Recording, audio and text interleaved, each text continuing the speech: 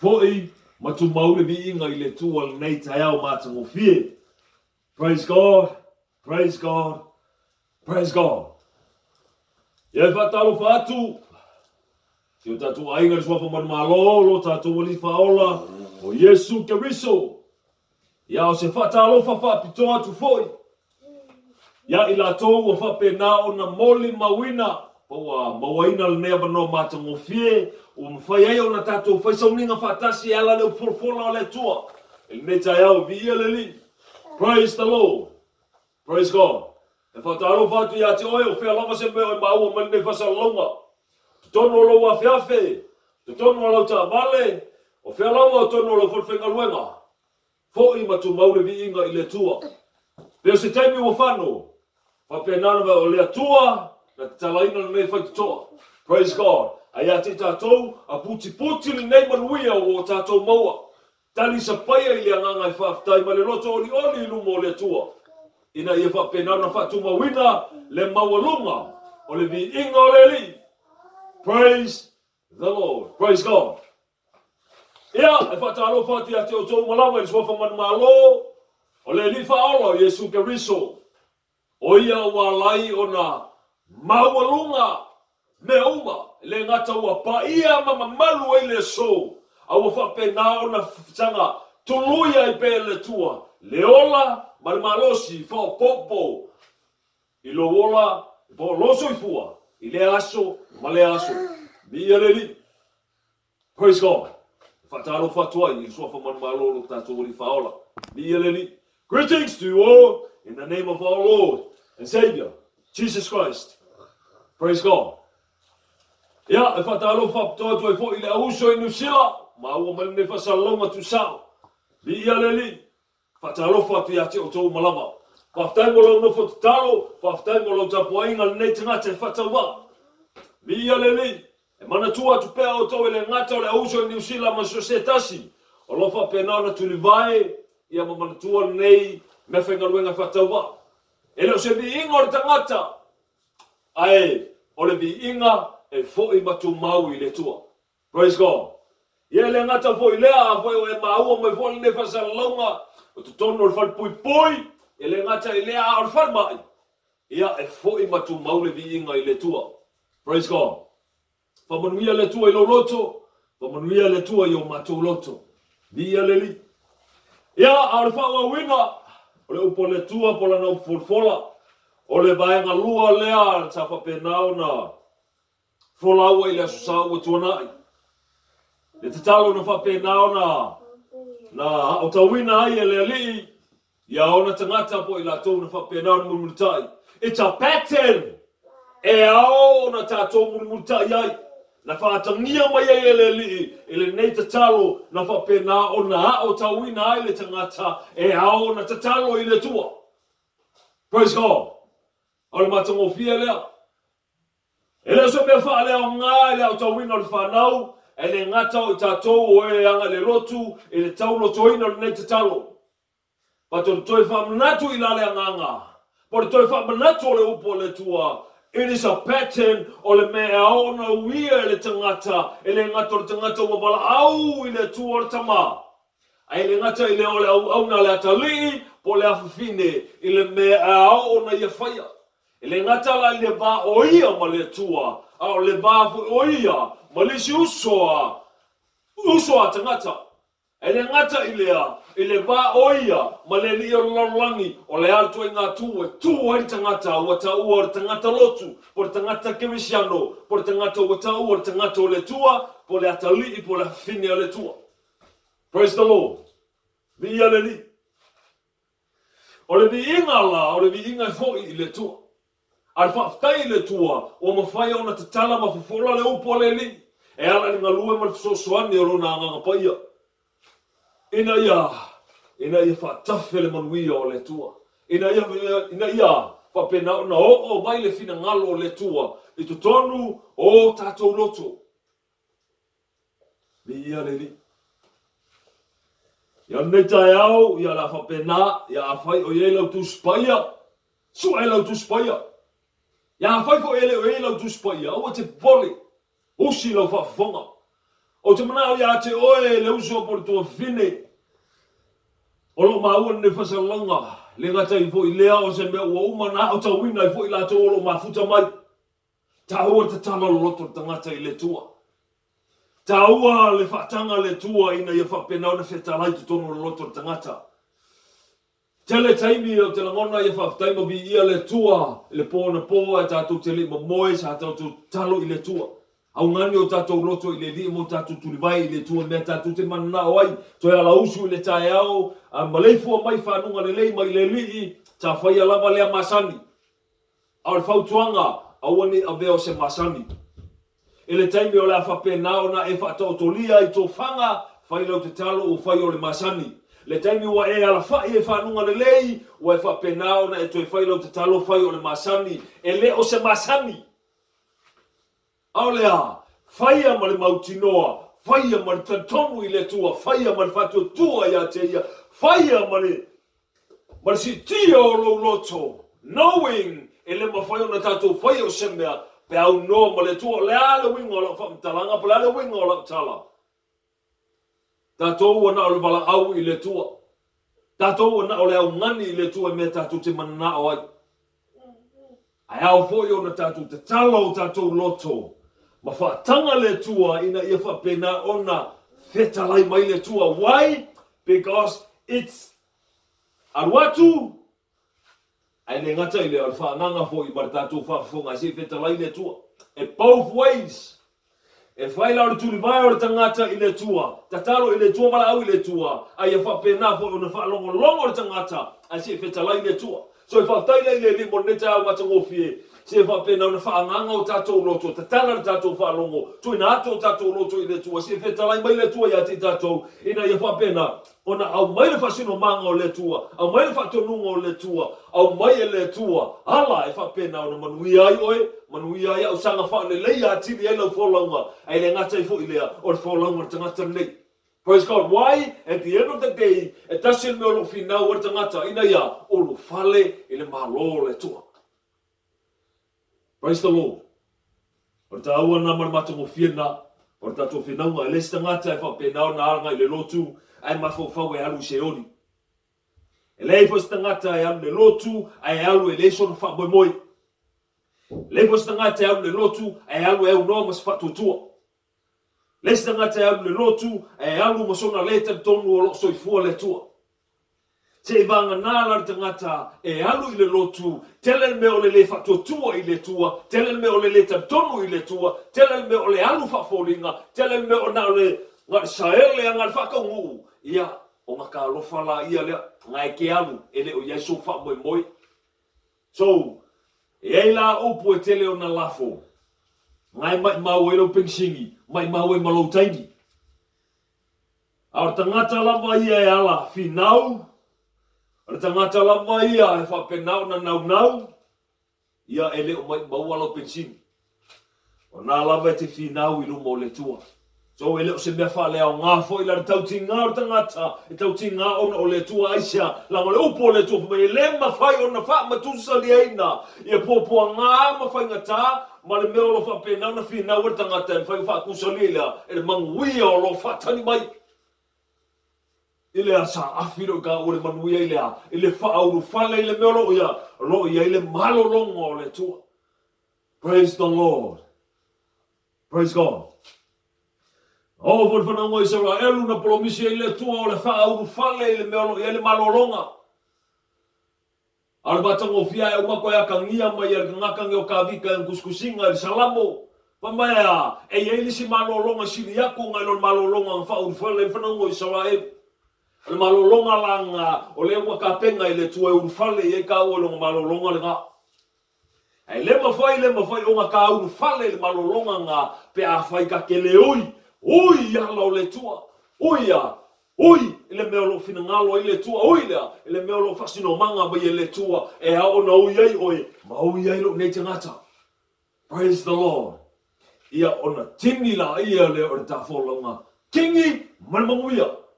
Ar taimil nei, ia o lea lava, ka kau ka mo e uma. O lo feang ia i ar tangata, ife ai nunga lea la tanu o mona fola sia e le li whaola, o mga kawasainga ele li nga su o kai au. Inga ia, mau le manui o tangata e whapena no mungu tai le li whaola. Praise the Lord. Ta noa tu ata noa tangata lotu. E hoko fu tangata nei maafutanga. So o le whamalosio nei tai au, e le ngata moi, ia whapea fu moi matou nei. Praise the Lord. Vi aleli. Ora mai aso o te ana whapena ona tatou whalau ele part 1 o le whamalosio lau po le li. Ele mea fu ile o tangata o whapena ona wala awina le tu o tama. Na whapena ona toi whola le upo le tua ma toi whaatangia le upo le li. O mea oma e ui al tangata le tama. E au ono i lo na alo pele to tasi. Ile ale le toi whanau fōwina o le o langa o tangata. Ai se alanga i le ai se tasi mwhai ona malamalama i alo le tua. Pe a whai e le toi whanau fōwina i lale anganga. Te langona le fo yellow fa longo meta o le born again. Born again in what? Born again in the spirit. Wai langa feta langa Yesu Kristo mtau pe far tu sho Yohane. Fa mea o le tua o I o lea. Na le nganga lea. His spirit. Lo sa ini o I le tangata o le o lo fa penau na tapua I le nganga. Mai fa maoni. In the spirit and in truth. Olo whapenam sa ili mai le tua ia te oi. Maro nei tangata. How we obtain ourselves or how we glorify God. Praise the Lord. O tele lotu, tele whaiwhiau, to tele la tō lo lau ngaina le upo le tua. Telo se mena to whamanatu le anganga o le tua le nei tai au. E le pelo le feta lainga lo tatou wali whaolo Yesu Keriso. Wa mai wa sina le saito. A wale ese au whainga luenga. Wa uti le au whainga luenga. Fa pela ia le rantal mai tatalo i le whaifa to ape tatalo i le tua. E fa pena na foa ai mai le au whainga luenga. To tele whaife au lo iai. E le taimi e whapena ona e toi fisilingia mai, e toi titilo mai wawai mai, e mai moa mai lo ne te ngata whapea, e se mai whamusing o mai kusilima o ngaka lea, i le lotu, ma lea lotu, i lea whaife au, ma lea whaife au. Te loi whaftai le loto i le tua le neita e au, whale o lo mwhai o nā la whai, te lo se mea lo whapena ona whamanatu e le li. We only have one shot in life. Le mena wala au i le tua. Elena awa ula. Olo whapena ona iai fo i le isi au na. Olo vai ta mawhai I le tua. Ai te lor mea tu whaftai I le tua. Whaftai I le tua. Olo whapena ona tau longo pele upo le tua ia te oe. In other words, who will tell you the truth? Oi e mawhai ona tau ina atu le upo moni le tua ia te oe. Oi e mawhai ona tau longo atu ia te oe le upo le tua me lo fina ngalo e le tua. Te rola tola ia te oe o tele ia le au whai mea mali e tu tonu o lotu. Ko kono ngor pune laa whai mea mali e mai ai ma choke mai le upo le tua. It's like o le tua is nothing.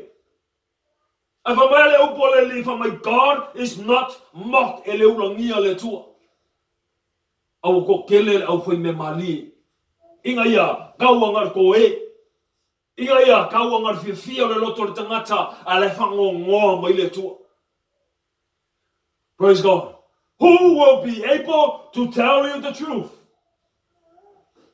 Ia te langono me asu sa e hanga wile lotu vi ia le li. E o mai le lotu. Praise God. At the end of the day, e koe fisili o ia te oe. O le ala au nanga le te whai e lumo le tua. O le ala koe ngā savalinga le ke savali e lumo le li. O le ala koe ngā kangaka le elu kangaka, o le ala koe ngā kangaka le elu tangata. E la le kai mea ngā kie ka kou me tutono o tatou loto, mai ngā ia whape nganga le mawhai onga mai moa, mai kangaka le whafo, e ke lola tala ia te oe, e leise me mwhai ngā kie e lumo le tua. Why? Because mea le upo le tua me o tatou, ua pei oni me tatia fuai malai. O ia mai mo le loto ngake silo fia le me o lo tatano e lo mafau. Ngake lo wala le lumangai. Aka ko whakanga la le tua. Allow him to speak unto us. Ke lola kola ia te oe. Accordingly to the word of God, we will never be the same again. Why? Because God will change your life, He will change my life.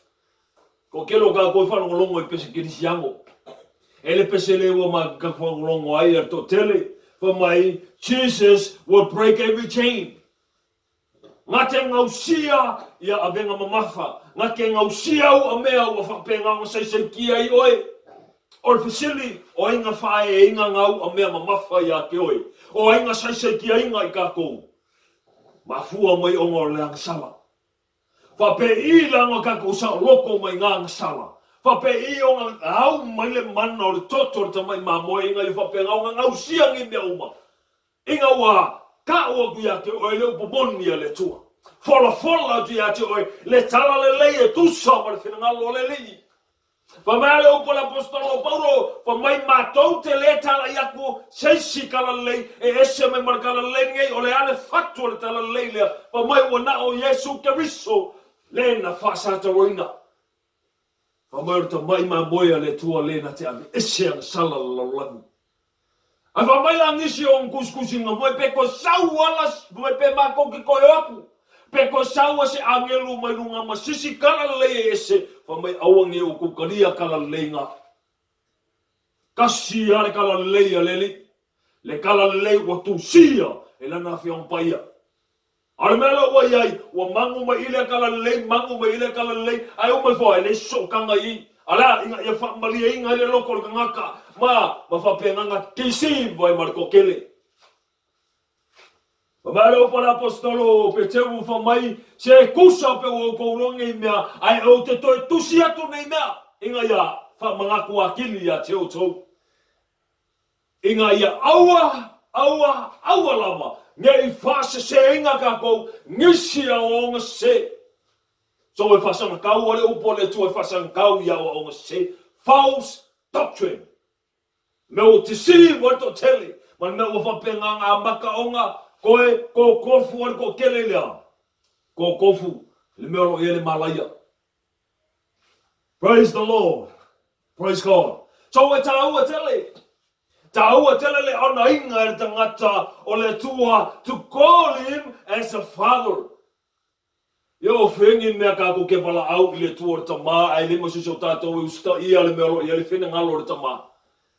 To telo tato ta talo ile tua tama o le so fina ngalo ia te au le mo se tato e uia ia lana feta lainga o mai o watoli pele na le mo se ka ko ele o ka ko uma. E ia inisi ele tonu ia Yesu Kristo. Langa le mo foi o foi atu o tele tonu ia Yesu why langa wo umana surrender le ola ileli. Why? Because I know there is hope in God through Jesus Christ. There is life in Him. He is the rock of my salvation. He is the fortress unto me. Ese la malmata mo fie. Mo le mea persua malia o le mea le au auna I le tua. Ngā wai I le tua. Ustai I le tua. Pe upui ai o e tangata, ulangi ai o e tangata, upu whai mai e tangata o ainga. Honor fina ngalo le tua oli le loto I lumo le li. Why? Because at the end of the day, o ai e te tuai, will you stand for the people or kaulawa inga ia, malie le loto I upo ka ngaka pe ke kula I ke rufafsanga I maleo me o malama. Praise the Lord. Praise God. At the end of the day, if I'm saying I got come le tua. Ele mafai na tu ua ya nela langi ngalo ko le ko fa sanga I malu ko ma fa sanga I malu tina, pe to fa sanga I malu foi fiau, pe ko fa sanga I malu fanau. No, you will come face to face with the King of Glory. Le tupu o tupu. Le famasino silly. Pa mai tonu on famasinonga. E famasino ina I tatou I lea. E lau mea sa whai rungo nefunga I lele o ia te o ele mana vai te tonu mai mana vai whafoa o whapenao na e tūlou lima I lo fata se tūlou mai whalongolongo atu o lo tata pe lo fatu.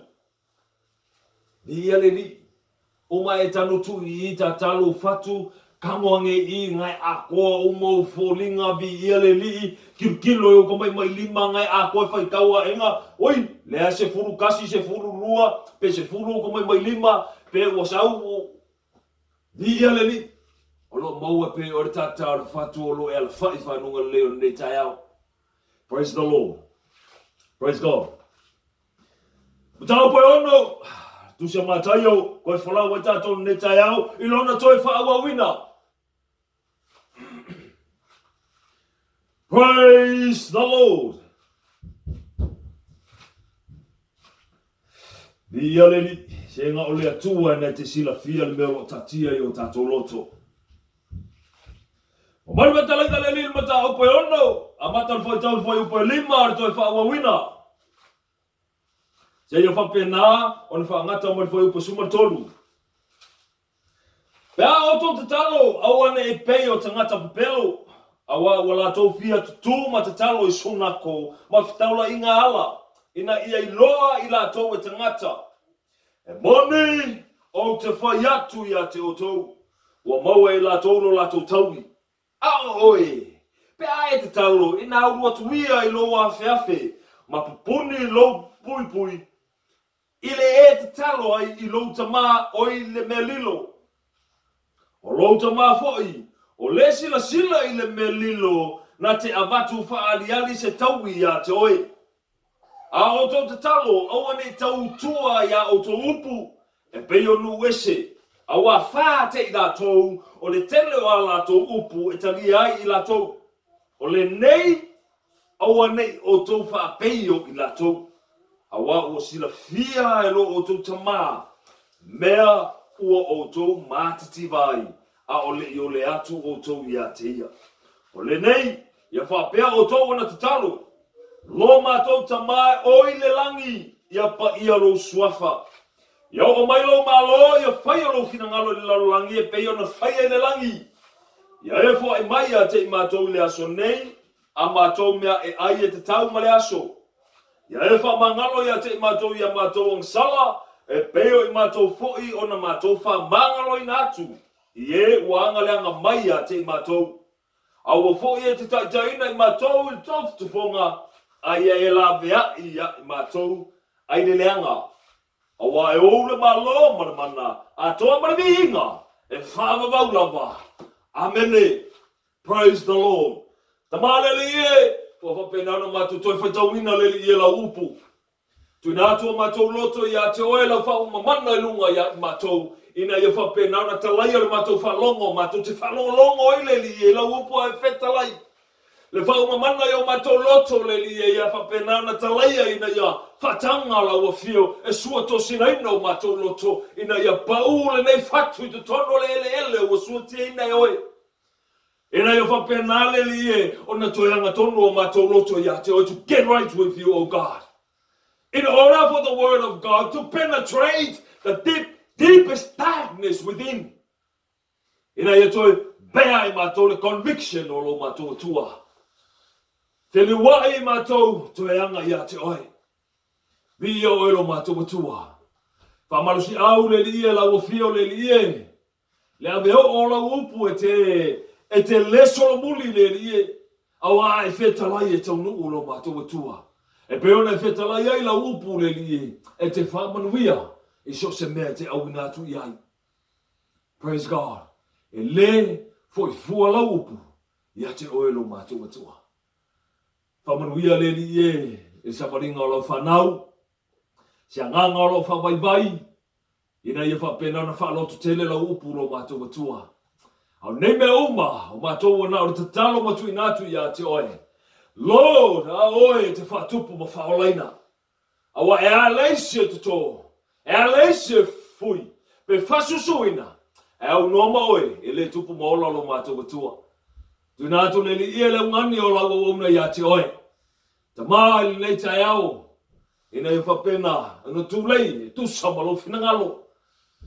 Lau whao mamana I lunga o lau me whengaruenga I whatau waa, a warfonga ina o lau upu. A wai te li whetalai e lau perfeta Jeremia. E ne o lau upu e ar samala na te nuti le maa. E le ola upu ea o le afi lo mātou atua. Let that hammer fall and strike. And let that fire come out, O Lord, and burn. Ia oe lo mātou atua. Lave ina sianganga o whapena na whatawasoina le di o laulangi. Manu malo ina ngangai tele molo malo. Ina ia whapena o na whatanuina aile li ia Lord me uma. Ia oe lo mātou atua. Awane o mātou loto. Aia whaia lo finangalo lo mātou atua. Ia oe. Lave ai mai lau fio ia i mātou e tūli nā tūle ri o mātou tangata ia te oe. Whamanuia mai oe ia i mātou le ri. E vi ia oe whamamau. In the mighty name, Lord Jesus Christ, we pray. Hallelujah. Praise the Lord. Praise God. Ia le li. Te whamanatu ma toi taulongo longo le upo le tua. Le toi susu e ina. O le loto le tangata, le toe whenua ina o le loto le tangata. Ina ia, sunui ai le upo le tua inga ia. Aki ai le upo le tua inga ia. Lave inga le olo le tangata mo le tua. Ele lave inga mo lo veve au, ele lave inga mo le lotu. Aia lave inga mo le tua. Inga ia, sauwhangai le malo le tua. Te alona tala ia choe. Pa male upo par tala tu spo ia. Pa me a oli a ngelu e afeo i le langi. E le tangata e Salomo. Pa mai kasir ka ngaka i Salomo i naso e tasi. E oli ei angelu o le langi. Ai sea ua whaale au ngā inga. Le kaukau o le li whaola i nungo sa tau. Praise God. Praise the Lord. Ia le li. Te loa e viliti ngā ono le upo le tua. Whaftai oe i le tua. Ai sea langa ua o ngā le upo le tua ia te oe. Wa maka o ma keu inga masala inga e sele tua la nga oso nga ya ke oe inga ya fua ki mai lo ola fale nganga a faile ki ngalo loko ai ke le ola fale nganga vi ia le tua aisea o le lofana o le tua ya choe o lo ngalu le tua ina ya lave ina lo nganga. Praise God. E o fola ya te oe te ngata le mautonu o ke bole fatanga le nganga o le tua inga ya whapena ona e mautonu ai. Ai se alanga o le tua a whetalai o le tua whamelo soifua pe la moina whai le langi ma le lalo langi a whekalai le tua le liu le tua langa opu o ia le na e mautonu mai me uma. Praise the Lord. O ia le na e le liu e whamamau e le tenge wheio le tangata a e le wheio le tua e le tenge whapena o na pau le tangata ai ele pau le tua ale me o tupu wa no for tangata le tangata fatau va le tangata maulalo le tangata na faia le tua au mai matoso mai le tua le tu langa le tangata au ne fa pena tato fu tua tato mai manatu fa pena au mai le tua le tu langa le tangata. No, we have to climb, we have to persevere kau ka ko fingau inga ia au sia le tangata le meo lo whapena na fia taina ia le tua tangata. Inga ala ia le manguia ila ia le oe. Manuia ai mar tangata nei. Praise the Lord, manguia ai masose tasi e whapena na io i le tua, submit i le tua, surrender i le tua. Ilunga leo lea, o repent i le tua. Pape io nga repent i le tua, inga ua ave o ia i le upo le tua. Praise God. Praise the Lord. Hallelujah! Lo mātou tamai o i le langi. Le mawhai na tatou tawina o tamā. Le tua o tamā pe au noa ma le atali. E aonga kako ui le akali inga i o kako au sia ma mawhai o kako wala au. Le tua o tamā. E le mawhai o kako o whakau loko. E le mawhai o kako whaau au pea whapenganga whai o semasani. Fai o se taurotonga. No, we need to come to understand e ka ua ka ko marmalama, e ka ua ka ko iloa, o le upo le tua. Pero na whamanatu le sa ua tua na ai, don't take the word of man for it. Awangi e ka ura manga e whalongolongo le kala tangata, e ka ua lo marmalama ma e loa le upo le tua. Ai se alanga o le fina ngalo ngau le tua le tangata. Inga ia malama tangata le melo fina ngalo ile tua ke lo e kusi kongo kusi paya pa mai ua fano tangata le upule le tua. My people perish for the lack of knowledge. Wa ke le nga fango tangata le tua o ngole le malama. Tahua le malama fa mole o ele o mahua maia le nei fasalonga. Tahua lo malama le upo le tua. Ia la fa venga malama le upo le tua pe a fai le isi se taua tua ia te o le upo moni le tua. Pe a fai le isi na te mai o io makama vai le upo le li inga ia fa penga o malama oi.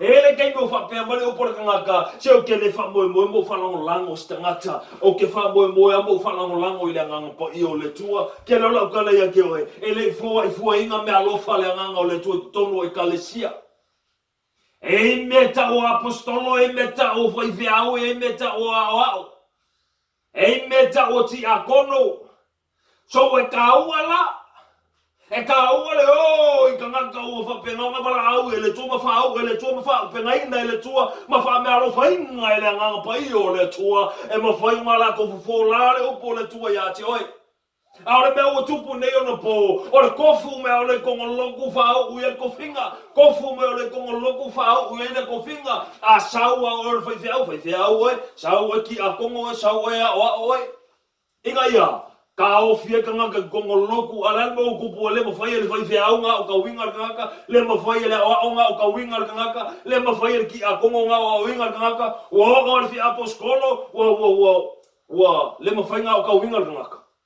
o mo lo la ia le ko nga me fo le wa saudi si pepe ma o ka winga dis pepe sa o lo la ia le o polis fai feau pa me o nga o lo winga o ka winga dis pepe le o ka nga spungi me ma o mai o ka dis pepe se kula o fa fonga ke ka au a ka ua le ave le kanga ka ua fa o penga inga le tua inga ua fa me le upo le tua fa me au se ave au la vangi ave se kanga ka fa ko alotu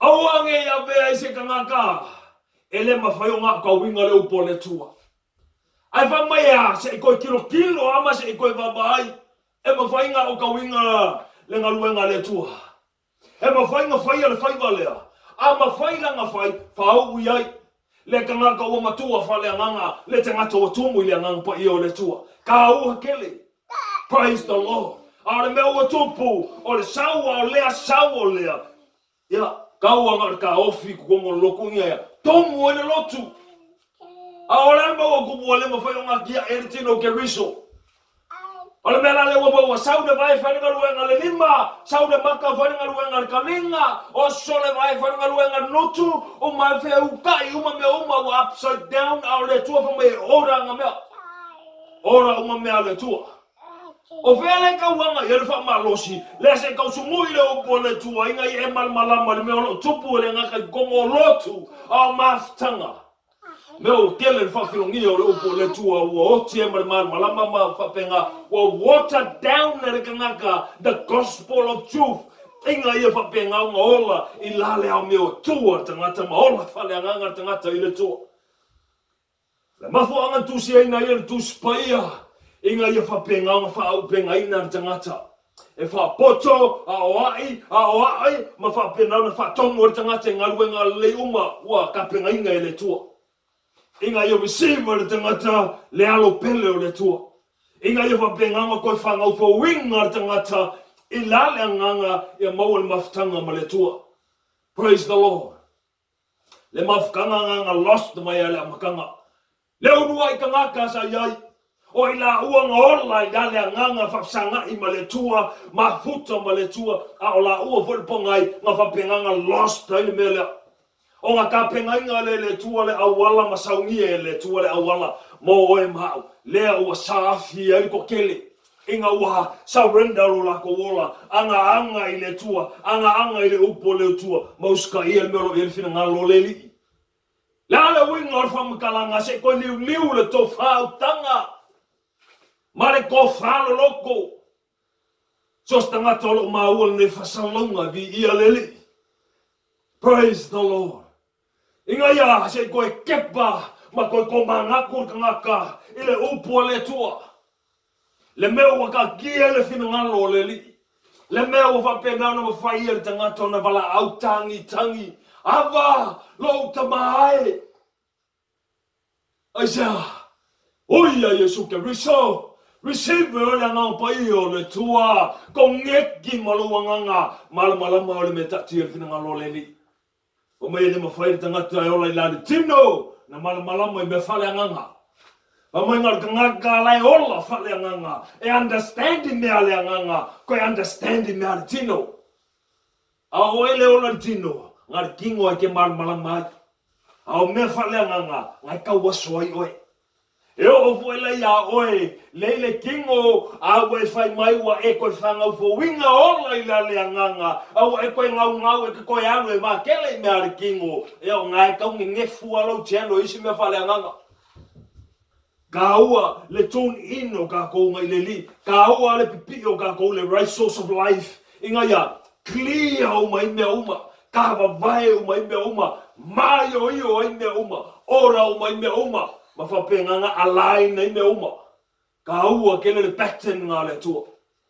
Praise the Lord, praise God. Ka ua ka kumal malama le upoleli ka ua kele fai me falongo le nganga le tua ka ua tele surrender o tato ola ya Yesu Keriso ke loko kele le ala o ya le upole tua.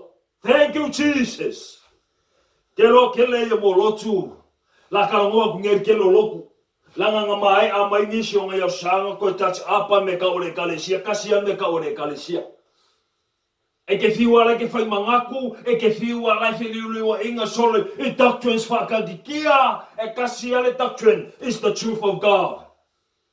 Praise the Lord. Le me ka ore gospel accordingly to the word of God. Le tala le leila ke riso Yesu. Lave inga ile ola e lave inga ile ola. Via le li. Kele mon fa filongi o le upoleli. Le ki o ele fa ngana fo ina ile apostolo Paulo fo mea ma to tele pe o le totele o e fa filongi le upoleli. Ai fo mea ma ko kala e tau te tala ile me moni e tu sa mar fina ngalo le to lumo le to le tal no ai ma to. E oi anga ka ko fafsanga ai awanga ingalo ya mako o lumo le tua le mako kukula ai ai sia langa le kafe melunga le mangui o le tua inga ia fa penga ave o te tono loto mo fina ngalo i lato o lo fina ngalo le tua la ve ino lato mola ele kusia fuenga ko mo ka o pe tono tu sia ya ne men fetala ye Yesu la tatanoanga mo tangata ne Niko Tebo ila ta o to i fa na fo winner tangata ila le nganga ka ua kele ele kusia foinga kongo kuspaya. We need to understand that. We need to become born again in the spirit in order for us to cry out unto the Father, to go God Father. Kelo abu ia itato. Ele tenge nofo mototo manatu etoi avere faftai ile tua. Ile hala wingon from Talanga. Telo sa nofo ina wafa penava leo di ye. A tūro tangata tusa malau upu. Sa ta ua le atali o tusa. Sa au no ma le tua le eise wha moi moi. Aina o sa o le finfilinga. Sa o le tonu sa whai. Sa whai a ma le poto ma le ilo ma le mautinoa. Na toi whape nāna toi wala awai. Whawhetai o ma whaiona o wala au i le tua le na whai a mea o malava o tawina o eo tama. E leo ni ngaluenga na o whaia. Aore mea lofa po i foina le tua mo le tangata. Tau poe lua tu sia Efeso. Me ia le li. Aore whaftaina i le tua. Peo pui ai oe ulangia o le tangata. O ngai mafu a marfina ngalo Yesu Keriso. Me vi ilo loto i le tua. Praise God. Ai a whape mingi ka kou, a whape sosola ka kou, a whape lalafi ka kou, o ngai mafo mai la upo le li, o lo fefer ka ngaka, mo lo whawhiwhia ka ngaka, ka lo whaia ke oi. Ele whape la sau, ele me whafsanga e ngalau kirisianga, o whiwhia ka ngor sua fole li. Ai a alu rolanga o ele me olo iar ka ngaka whapau mar ka ngaka ile ka kongu ile li, wa e fefe ka usua fole li, wa e mai ka ngor sua fole li. Wa e mai sa kaulo ke riso Yesu wa e mai rang kala le o se ka lofa ya o ima. Praise God. O se kirisi yango la ka umol meanga o se ka ungala nga ka o ile atali ima la fine o wala au ile tua tama Praise the Lord. Kaua keli. Kaua ka ko malama. Ko mual mat de foi upo lima mta upo ono. Ko mai alfe talenga isu ke mi au yo ka ko peo la ko e pelo. Eu fengi me ka kalo ile li la e ko if ko ro ingo mga ala. Afu mer fe kalenga le. O ka ngaka pelo ko ngaka nga. Vai na fe talenga le li o ila tou longo winga fa folinga. Longo winga ile tatonu. Longa winga ya la fa ina ya fa fifia tangata. A oe ka mo fa fifia le tua. Se ka ma ku inga fa penga ma vi ia le tua. Kala inga fina ngalo le tua inga mfai ka ngaka nga wala awa ku tama. Ta uma ni mautinoa, ta uma tatonu, ta uma fa tua. Yo fengi me fa tua le tua. A o me popo nga o mau se fa ko ko fe me ai. O se ka ko mongi nga ile tua me nga ka or nga ka fa folinga. Manga ka organga ngal fa ka mu manga ka organga ka le fa mele upo Yesu Kristo or tangata pe pelo or tangata na au ka ku ki fa ka ai ai fa ka ai mai or ka fa penga au fa ka ai ba popo nga mafkianga la ku mau ele malo lue ile a fa to tua ile tua inga wa bala wa tu oe tama o oe olo tama o a olo watali o a olo wafine peka wa mau se le ola mai ke au ele malu lue e vi ele li oli lo to elu ese atu le ola mai le tino ai fa dai ole ata mafuta ai fa mau ole a u fale ile no fuanga me lo ia lo malo longa lo watua vi ele li ai lo kama fu ele le va ko le otila o mai alo vala le li yo ke le fioki e o vengi me vala au le li ele fioki ala fa ile me le anga mal le mata u ile tu ai pa un arke me manku ile tu la fa longo aku ke le na ka u ngi shoka ko la o me alunga ela va fenga o me alunga pa fa ile anga le o me o malava male o le ola pe a fa ile se mafkanga male tua pe a fa ile lo le tua Sikelo e vi ia le tua mo mortangata e va penga nga pa ale olanga ai kalia Yesu i au muko ko nga mau vi ia le li le ala ka vai nga i pangkai ko ruang kau ruang sa kau o nga ko komo ele li ole ola e kau ele wori i au kafa mo mua nga la kau fai uma ia Yesu ma fa penga nga amu ia Yesu ai nga wa kau i ruang sa kau o lisheli ko fa longo aku Koe mai moa ku ia Yesu, koe mai langa upu lang kamarang kau medisiku, ke lola ukale eke oi. O oe mau, o ka ua, e ka kau mongo mea ai whasalanga ngei. Aor tangata le tau mai. Aor tangata meo tonu. O whelanga iai, ngā whakure lang kamaleo, aua ka ke whai. Aya, ngā salamo mongi, ka ngaka le makoe li liwanga i le li, iwa mai le li ie. Mana tua mai au pe a fio i lo malo. Salamor ka ngaka le salamo i ngukore ku ngā mau.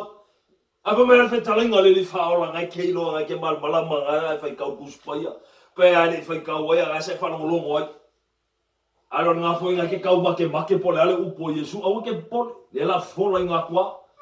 Via le li. Whai mai e moni o te whai atu i ate oi. O le aso nei ta te whatasima ui pataiso.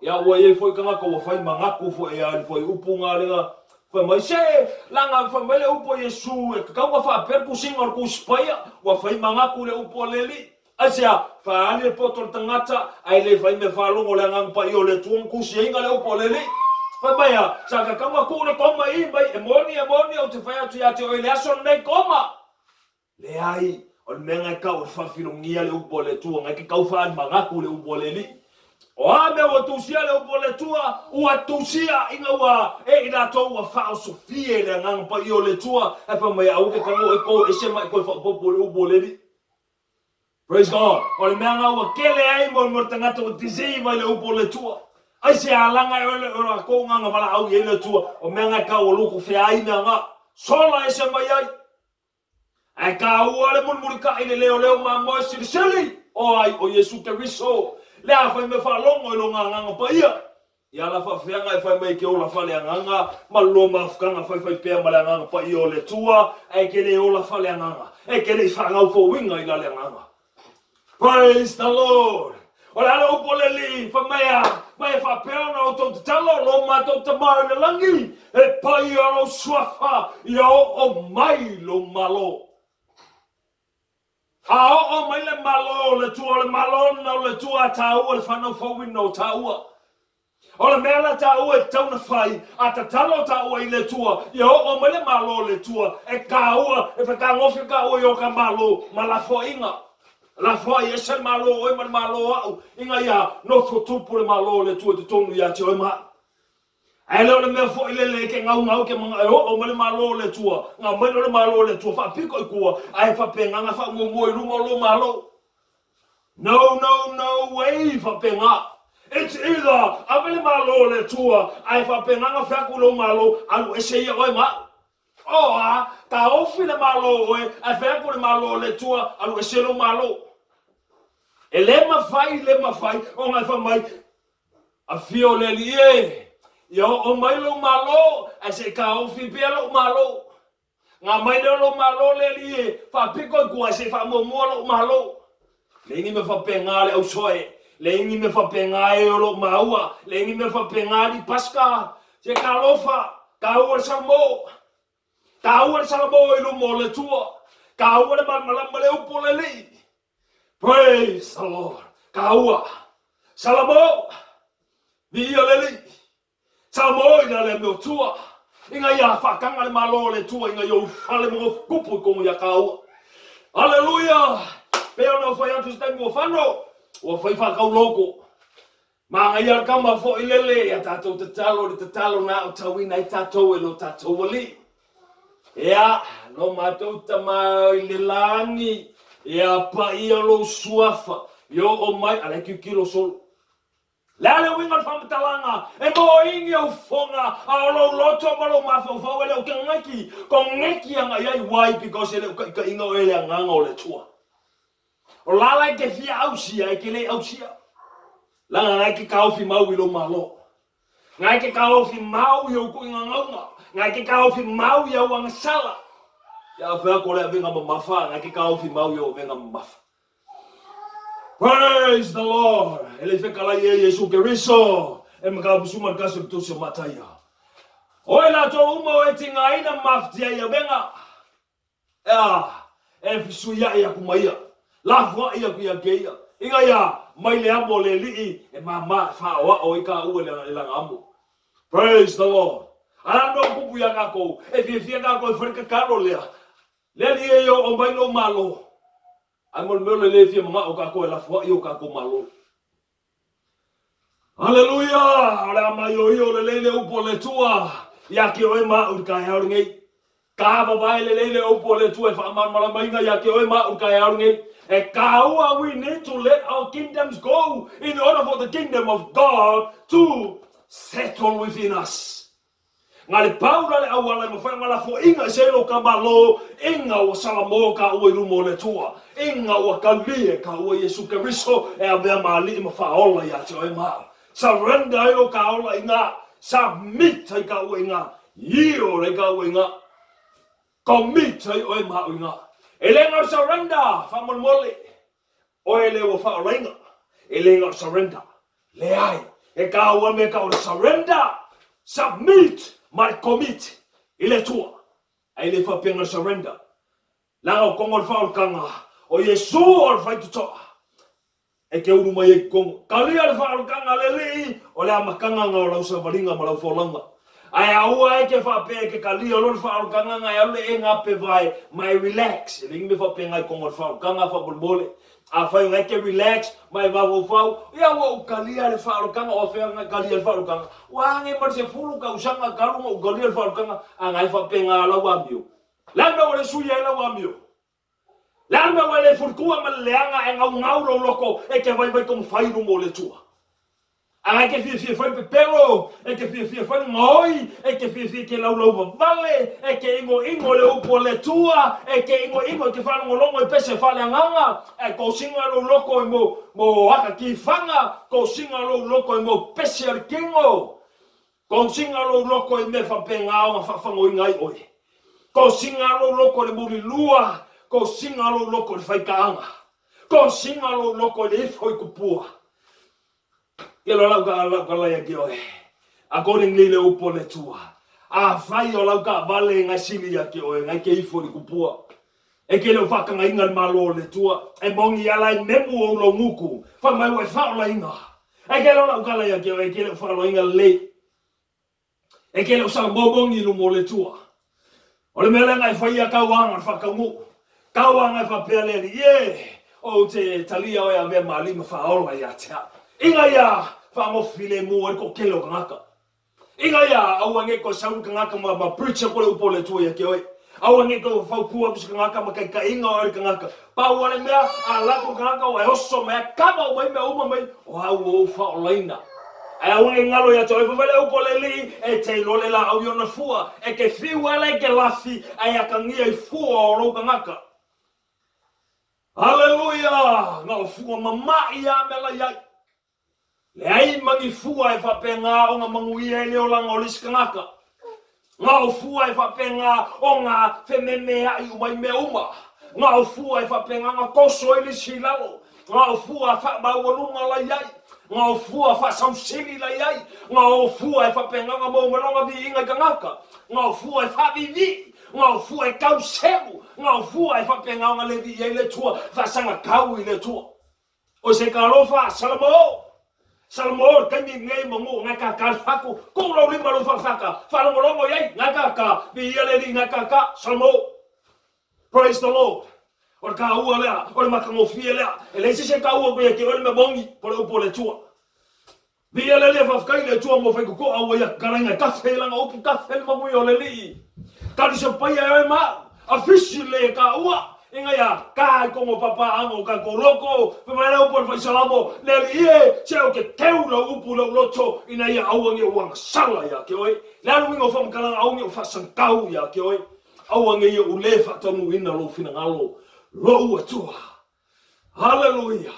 Ka u ale mal malam le upo le li ka u ale fa ya kur ka malonga alu ese oi malo au lu fale mai lo malo lo tua. Asia la malo o mau ale mafakia i kaua ale polonga i kaua ale wa fiwa fa ku ngala la kwa kau le papa ale ngalo ka mafai ele se me kaumu ale ngalo la ku ele ausia a fa vo e ausia nga skempo pu wa ko ya ese nga sin kai mi ausia e ko palasi mai oi lalo nga me le kaumu wa me fai el malo kaua.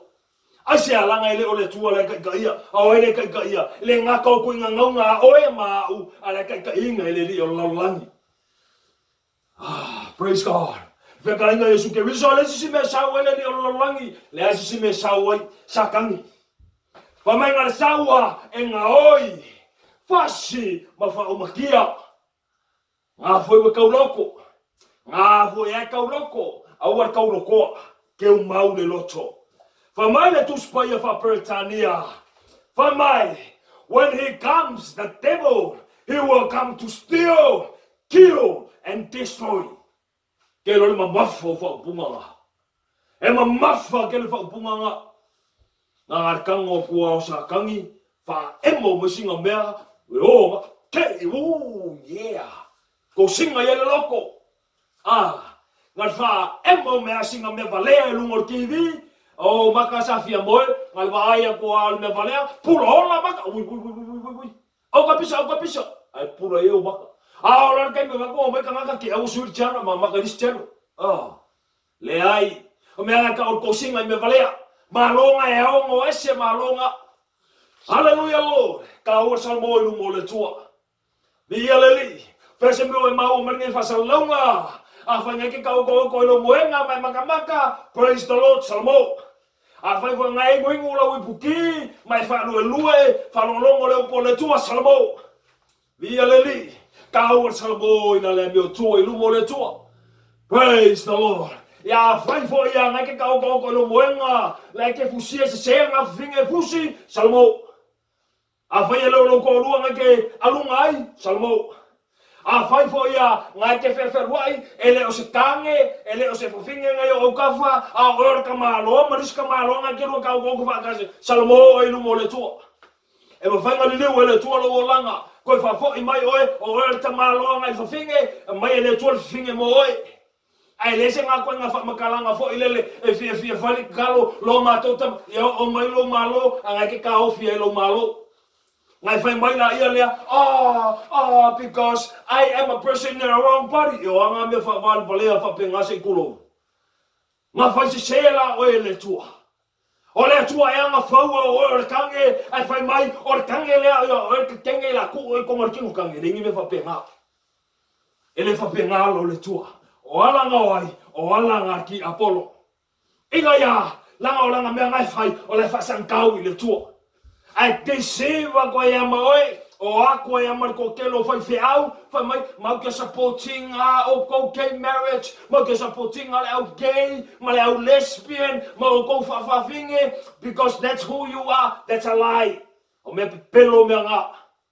E ka ua upo le tua, ka ua me mongi, salmo. Why? And then God will come and Tenu inga lo wolanga.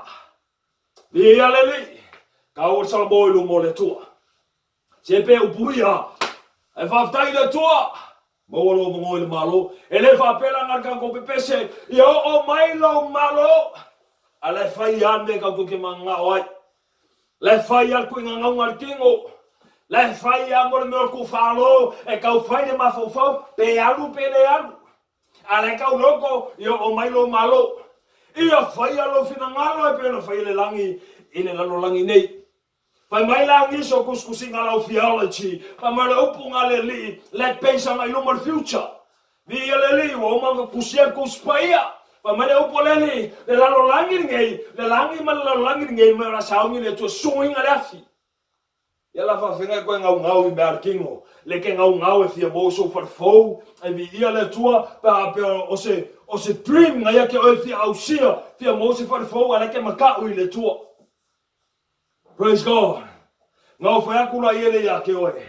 Se koe whapura le leo mata whale anganga. Mai se koe whaawai mai le whalongo o talinga. Kei loa whawhekai I le tua. I le meo ngai ke ngofu ai. Whawhekai I le tua. I meo ngai ke maua. Mo kako maua.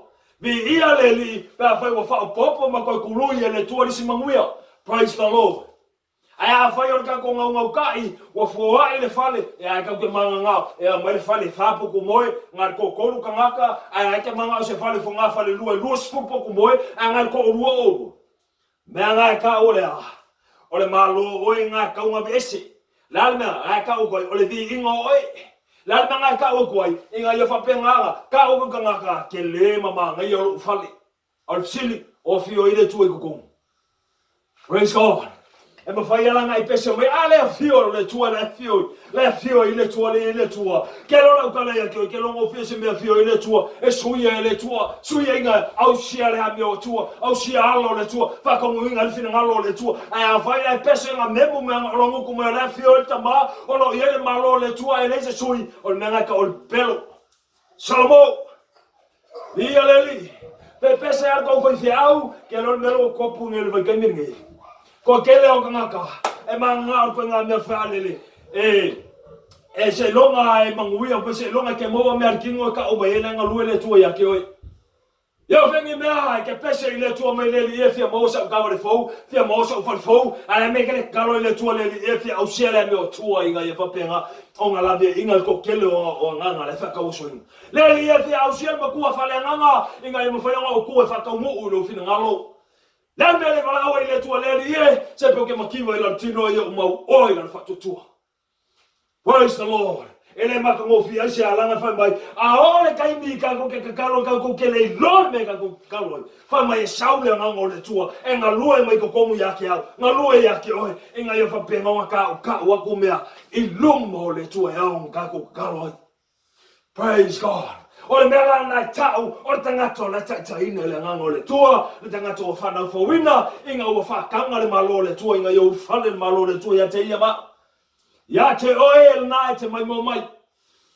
Praise God. E le au mai ale luas furkausanga kaluai kalunga e whaolainga. E le au mai furkausanga kaluai e kau mai ai ma whai ma ufi mata, e pupungi pe o se pupungi fo ilele, inga ia kau ngaka ua e whanau whawina pe ua e whaolainga. No. Lengi me whapenga. Lord tangata o e whaolaina o fua. Ba ai o lo whapenga o ngā usia e oi ma. Via le le ngalua le nganga pa io le tua taino tatou. Pa mau whana umo le tua mo la to umo taina le nganga pa io le tua. O i la to e ta ua whana ua le tua. Pa mai a, ko mua mai a wha mai a le Roma ngai vandu. Pa mai le tua Yesu whaasala i la to e a ke riso Yesu. O i la to e le sa vali la tino e sa vali la le nganga. Ka ua le whau whana le malo le tua langa le malo le tua e wha le nganga. Ele sau fa kingo, ele o mea kingo, e a kangia mai ele malo le tua di ia le li e fa mongia le tua ia ka koi mea kingo. Ar fa sili inga ia e lo le tua e fa le nganga. Ai se alanga o le tua le nganga la ia. E ala fa fenga kangi ba bala o ko le tua. Tama pa fa ke le malama mai au sia le o la fa le nganga. Ai se alanga o tama po le tua le fa ngo va ia se tas. Ya la fa le fa me fa kala. A fa le fa kala Yesu ke riso me ai anga le lo uso wa ula barna. O la le wingo le uso la kalongo mai ele o kalongo le uso kingo. Ele o kalongo le uso na lo fa ngau fa kasi men manga valo kinga. No ele o kalongo le uso nga. Ele o kalongo le uso fo ile kinga o le anko o le nephew au fa mai lo uso au ele ka o le anko. Po e anko kinga ngai lo nephew au ele fa ya ku nephew au fa mai o le uso. Le ele lo uso nga. Ka o man ma fa le nga. Bi ele la le uso la kalongo mai le uso i dale aingo le fatto tua le uso nga la kalongo mai le uso le tuo fine le tuo ngane le tamartina o la konga la sia fa mai ole body of Christ portino che riso por aingo le fatto tua via le li o le uso la nga la kalongo mai le po le li po le fe kalai mai Yesu che riso au aquele mal malamba le upole tua ale meang eu fa longo kai mai ar ke mi kupu ai fa mai ya nga le lo uso yo fengi ya ko mai foi le kor kingo ke lo ka kai pe ko sini nga fe nga ina lo lang e bo meu uso haleluya la nga ya wele por fa salamo fa mai ole aso ya o mai ai le kinga fa mai sili le bo no fa penga nga le mau mai lo uso ngai o foi o kafa praise God asia la nga le wo em fai mo fa ko inga ya ke oi ale uso ngar ku o ilalo ke le fai manga ku ya ke oi kama fo ilele e usika ile la ki ke makua kama fo ilele manga ole makua ya o ko la ki fa longo me un melo fa ko ya ke o ko ai ki nga sa se sa we manga o mea sa we fi fai mea sa we fi pule e ai nga wa ya le nga usika ya i o ngole e makua a se upula ole nga wa ai ma nga ku ma lo fa ile ma se me ku poi kong ale nga uska ye o nga makua ala me la ngo fa kong la ngo fa kong me ko mumbu ngo fa kong me fa mangaku ngo fa kong ma ka ma fo ile a ma lo kong ole makua uska ile ula ai ki o lo le ula ai ki ko mumbu ko ele fa pengale upoleli ale uso la ka ngo ba ele upole tua le ka ngo me lo uso karia fa kanga le ka ngo me ke au karia fa kanga le ka ngo me ke o ma o ka ole body of believers for the house of faith hallelujah anga le lei tanga tauma fa mai ai mau le bongo anga le lei ka uma ai fa mai ale upoleli ai fa sirsele le ainga o le fa tutua mai ka ngo me kusinga katia. Praise the Lord. So we ka ua le man malama le upoleli. Ai o ka ko o le melo e wa alu fa sa pasui uma me uma. Alu fa filonia uma me uma. Asa e mu ya. Ya. Ka ua salbo. E ka ua le man malama le upole tua. Ka ua le fa ngau fa winga. Ila le nganga. Ka ua le surrender ya Yesu Kristo. O ke lo fa ke o ke surrender lo foi fiao. O ke lo fa ke o ke surrender mo ya kia. O ke lo fa ke o ke surrender lo loku. O ke lo fa ke o ke surrender lo koma ko lo kinga. O ke fa ke o ke surrender lo uso ke surrender lo ko lua, surrender lo fa ngau, surrender lo kavale, surrender lo pas ro finga luega, pe ke surrender ese palemia, pe ke surrender se kupu ina longei, pe ke surrender ya sakangi. Le ai lo fa ke surrender ya Yesu Kristo. Hallelujah. Surrender ya Yesu Kristo of silly. Kau man malama po ai le Yesu le kangoe kuspaya. Kau man malama po ai le Yesu le fonga ina ku ne kayau. kaua kele mama isala nga famele upole tua yo ko fa keke la nga yele Yesu ese e yele kala le ese e yele nganga ese. Praise the Lord. O mea umai o ngai malama mama ningo ya ke oe inga wa fanga fo winga ro nga lue la nga pa yo le tua fa malama inga ya ke oe le upole li kaua kele. Praise God. E kele me oku por kai mingi o nga ponge ko kelo oloku wa la fo inga le upole tua le upole li lea me olo fe kalai ma kuskusia wa la fo e kangaka alan me lo kele nga kuri kangaka wa kele nga kuri kangaka mo me va venga ile fale o nga inga va venga wa kele nga kuri kangaka mo me fa perfkanga ile faka ile fale o nga inga ya mo me fa perfkanga la nga yau ile upole tua ahora me au nga mala malama o mai me uma ia la fa venga a mengel fa perfkanga la sau pe a fayele align fa kasi bale upole tua ia la fa venga a mengel yo pe a fayele mal malama le upole li ala mele wo ya uma kele ko kele ngal kuwa ko vo fiao amene o mai o amene ngai amene ngal menga fa ngal me amene ya mai sau amene amene mal malama ya afa mai lan fa fiao o malolan ka ko ngaki ka gore ka sisi mo ka go amene se kuro walo fa fo angari ka ya afa mai lan fa fiao se Yesu ele o Salomon le tu amene ko ya mala uroko ele se go fa longo kalinga esa ile le upo le tua o se kalofa o yo ngi tisiboy bawa ko kele oe o fa penga ko palalasia ko koa mafua mo le man malamba le upo le tua. Hallelujah, Lord. Praise the Lord. Al kawanga le upo le li al malamba, in order to what? Let our kingdom go in order for the kingdom of God to come. Praise the Lord. Kakao malwesel malonga afa malo oe pelo kaua le beso pelo salmo i mo le tua inga ia fa urfale mo le malo le tua ya te oe inga ia awangi e koe pelo ke roa e pelo fa marfe kalenga Yesu ke riso o a pelo kanga ka me olonga marki apolo e ke le kamala i le tua ki kamaya sakang o e kanga ka pelo e ke alo loko e ke pelo o loko ma o sakangi ele o le tua awa e yanga memo ro muku fa mai o tamai vi o e get pelo lo ka masakang salmo kawo salmo aja upoleli fe kala ileli a faila o ngake fa mai ke kawingo le tua a failo lo malo ngoi you need to let ngoi go a besen ngoi fa fenga besen ngoi fa kanga malo le tua besen ngoi ngake lo ha o ela ngake mai mo mai falongo mai ora kanga ka loko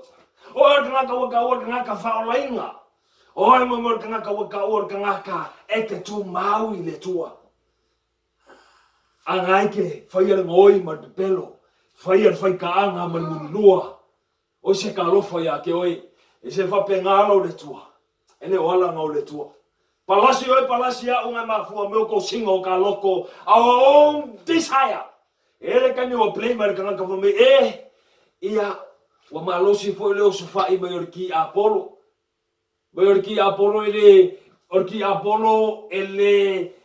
ele existe se me se kasi me uma ele fa pelo i America nga ele ngai no afa ile America afa ile Australia fa ile New Zealand ale tu ai afio so se me afa ile tu le America le New Zealand le Australia le New Zealand la sa mo fere como fere se ngai pongo o fere se anga o fere la lo se ele lo se la au como se fala me o le kan makaka ile tu e afio ile tu la ngai sia because o le tu la vai e afio so se me ele kan de kas au ki Apollo ele afio ele me fainga fer wa ki apo e me fainga fer wa ele me fainga ia se mo foanga e kan de kasi la no la vamos calar ele me fainga ia America ia ele kan de kasi le ai no le tu me fainga fa penga hallelujah la no ngol fa mkalanga wa kele nga fa ma alfanga fa mai e yo fa so fa ga ikal fili ele ole feeling ai fa so oi o la ba ku nganga ngai ke fa ia ingai o la ba ku nganga ngai ke ko singai O lava ko nga wo ko fa yaku yake ole anga sala sa yake oe. Lea sa va pe nga kukui. Nga wo ko ke I mai lunga. Le sau ai nga wo ko ngofo mai lunga. Nga o sea la nga kele ka mo kukui fa le lunga sa ko. E kele fa ka nga le tu ia ngofo yake oe nga ya la fo ese le malonga. La pese ai ke kalia fa le tu. Ai se la nga pele yake oe le malonga. Salomon kai milingai. Salomon na le me tua ma fa ko la fo ilo malo. Avese awal fe le makaiku ai bala au ile tua lo utama le langi ia o mailo malo. Salamo e nga makaiku. Salamo ina le mo tua. Salamo e nga ngoi. Salamo ina le mo tua ke ngo ai ko ngore kale si ko nito nga happen el me nga mo mor ka ngoi. Fa ko ina la poskolo Paulo o e nga ngoi ia. Fai ma popo ai ko sole ia o ko ngoi. Ang may limang oy nga Salamo le tua may limang oy nga fa nga le nga luwe nga le tua. Ya ba yo ya limang oy Salamo ang may yo limang fa nga luwe nga le tua. Oy nga li pelo Salamo e ang may lo fa nga luwe nga le tua. Yo fengi me ke kakalo le tua ke le loku e ma lo si lo pelo. Salamo yo fengi me ke le loku ke kakalo le tua ai ke makaiku. Salamo awal fi makai ponoko fi Salamo kawal Salamo lu mo le tu biya leli awal ke fa fi messe awal ke lo fa messe malang Salamo kawal Salamo lu mo le tu la lo fa ngale tu ya ke ma ko fi fangu mo menge ka lo ngolo le ko leli I say we only have one shot in life kai me lo se ai le manga bola ya ke oi lo se manga bola ya ke au ti ed ako ka u le ma fa ngo ko Salamo ka oi ko ngamau. Hallelujah. Kei lomo mo ka ngaka ia pelo ya ke o kou fai mai. A oki ka ngaka sau whangai de malo le tua. Kei me maliu. O mai kei me maliu. Fai le lau singa. Lau vilu le ainga ilungo le lako ka ngaka. Ua mo kusia le mawhukanga fai mai kala lau oskaulanga. E lau fai fiau. Fai mai a. Fai mai ia. Wa amia e le tua. Wa uma. Wa mia le tua ia wa fa no ina le tua lona no fuanga ile malo le tua. Ngau mala ia le fai mai amu ia e woti e oti o ileli. Ya fa ko le fai lang sala le salbo me o ke leli. So le se sala mo fa mole. O e fai fai salmo. Me nga ka o fa vivi. Inga ya mafia fia ai pope ya vaku ya ke oi. Ka o me bongi kanaka. Ia o whengi mea ngai kei loa ale o langa ngolai, ia le ngaka ngola whapau, kele me mupia se o me se loku, le kakalo, le Salamo ilu mo le tua, le whangau fawinga, e o yaki oere whawhi au e kene whangau fawinga, e pepelo oe koe pepelo ma le au loku, alana me ngai whai oe, ngai fia o ea, ia, pumurtanga ka ua, mafia kama valele ele su e lumo kangaka ai ke fakari se e o ko ngolo ka vale pe ke fakari se e alu o lo fale ngai kangolo ka kala lo ko pusi ai ki kilo solo va pe o maka ai fai ka o me ngai ko mo pe fia e se la male tiling mayo maka pa va ko nga o me mu a me la me maka me la o mai nga va ko nga me ka kolungu mela ai va ko nga me ka kolungu mela e fa pe le mafia o malola ele fa pe ai faila le pa unga le pa unga le ke kusi lo nga winga ya avelo promotion nunga la loku avelo promotion nunga le internet avelo promotion nunga le Facebook ma fa penga ai engo mali lo nga ya ngau male nga sa mali vale kula ia le fa me kala ha kala unga le tua nga sa ai saure for like kusa male upo le tua ala fa e kusa mo nga ngau o se Salamo e nga fa fiau Salamo ko mo ko ngai fai a mea ngai fai fai ki ngang ko noi ngai ko mu kua ai le ka kala sao a ngai fai a markinga o se ka lofa ka o fai a ko malo le tua inga u fale mai ai ave se nga ko inga malo ngau bala ia le plem la mu fa me la mu ma fuanga ele o le mu ma fuanga e ma fuanga me ka fa penga la mu o ngal ngaka Ilea, le fa kananga o le malo le tua. E o whengi me fa vai e lunga o le malo le tua. E le uska ia le malo le tua. E le uska ia le fina ngalo le tua. E le vape ngau sa vali pusa ma le fina ngalo le li. Ma malama le upo le tua. Praise the Lord. Wala ko la mo inga kusa la mo la ko ngau. Oi se ka lofa ya ke ka wan malama le upoleli. Ai o manga fa mai se longa winga uli uloku nge ya ele se ko mga kuma ye kia. Longa winga le aki male lawa upe awalu ya Yesu sui loku. O ke lo fa ya sui loku. O fa ya ke lo ke sala moi le tu makalia Yesu ke riso. A vai la le loku le o me se ya ke oi ele se loku ka unga menga ka o kaut. Ele se loku la le ka le sia le tua e fa vai kusa mala o pomomi. E fa vai kusa mala finga nga lue le nga o le tua e fa vai me uma ya Yesu ke riso.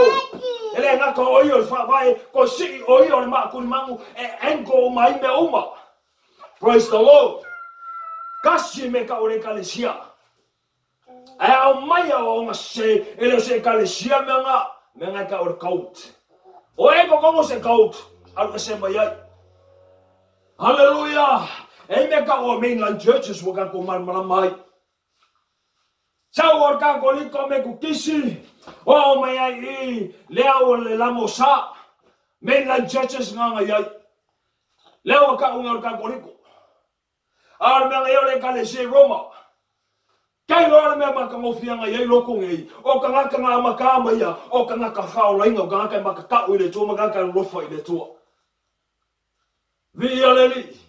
Ngai malama inga o whapenga. O le loku lea i ngai e kalesia Roma. Le wali liu ngei lalo le kakoliko makau. O le loku pope. Wewa i waka o le loku pope. O ifo le pope e le ifo i le tua. Ai le kepai mai lo mato tamaa o le lang. O se ka lofa ia ke oi. Ai le fai mai ia langa le fai mai ke maka le ke no maka ile tua ngai ke ula ile tua ngai ke ke anga ile ngai ke fai lo mo le tua a le ngai fia ngofo ai pe nga langa ngai fa kanga fai lang sala ai ka ua le sala mo ka ua le ka vai o upo le tua se yaki le upo le tua yaki oi ya kongi lo kivi velo kivi ke wakai velo ke fongi ke wakai e aua pe ka e kivi ka lo ke la pese le upo le tua Vialeli, olma ka ngofia ngale upoleli. Ke lorma fofonga kanga kongo kuspa yo kanga ngale anga ile tua. Fa menga ki ngala ko kalinga kanga ko le tua. Ka wala ngai gol fe au ke lola ko menga fai. Fa mai sili lo ya kako le pingi lo fe fia ya uma. Pingi lo ya uma awange ko fa longo. Ke lola kale ke e okki pe moe ni sikoa, e kura ni sikoa. Ole lo fa bongi ngale tua. Peke fa uma kia le kanga kai le mo fenga fa uma kia inga le upo le tua. E ka wala nga inga fe au le li. E ko ia fe au le tua sa la ngol finga ngalo mongi nga le tua. Mo oe ma inga ya sala mo ka ua fa nga fo winga ka ua i loe ka ua le tua. Ka ua kele. Gwae sawa nga i lotu loka ngokoi. Ole loku nga fa vai ma maka me maka ka le ia le kusile le tusile kalesia Roma. Praise the Lord. Ele fa pela kusinga ave ole au pope le ai. Le kusinga ave ele au paia nga ku kongo Roma. Le ale me kaisara nga fai ai. Le emperor nga ia nga vai kani.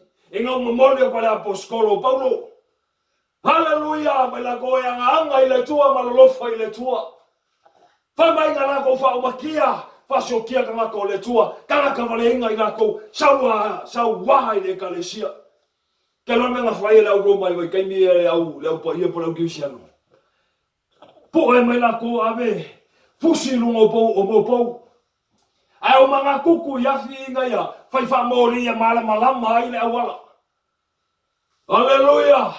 La ko fakamaia le kalesia le mwenga la ko fakamaia le kalesia e mai sko akula i sko ko kala le la pese maka ul fa kanga ka ul info ile tua ka ul surrender ile tua ka u mame ka ul fa ul tofa no fo wina male hola fa le ngangor kanga ai le fa longa kanga ko kingo la kanga ka yor kingo e fi mer kingo Asia, la o vai aku kanga ko le kingo, la makanga le kauria ola ko ku e fawilima. La ko akua e a mai le auro male alio, nga avela ia le fai alio. Fa o mo fa ku sa i fo ia. Ai kele me ole le kala mai, le se fa longo mai, le se emo mo maka le se ola o ia. Ala i fo ia. Ba ku la le kauria la ko pisingisi. Ola la ko me nga fai. O ku ma nga fa po pau nga la u vai nga. ole la ko me lo la fai fiu e fasi o ke le uma fa mai might as well join no ya la ko ola la me nga ya ai ke mal malama o ngal lo popi o ai le popi mo mua ya le li nga Constantine ciao ya kwelo le vai le history lo hallelujah ola le me o ko kingo kwai la me o ka ngo kwai na nga sa o lo me ka ka le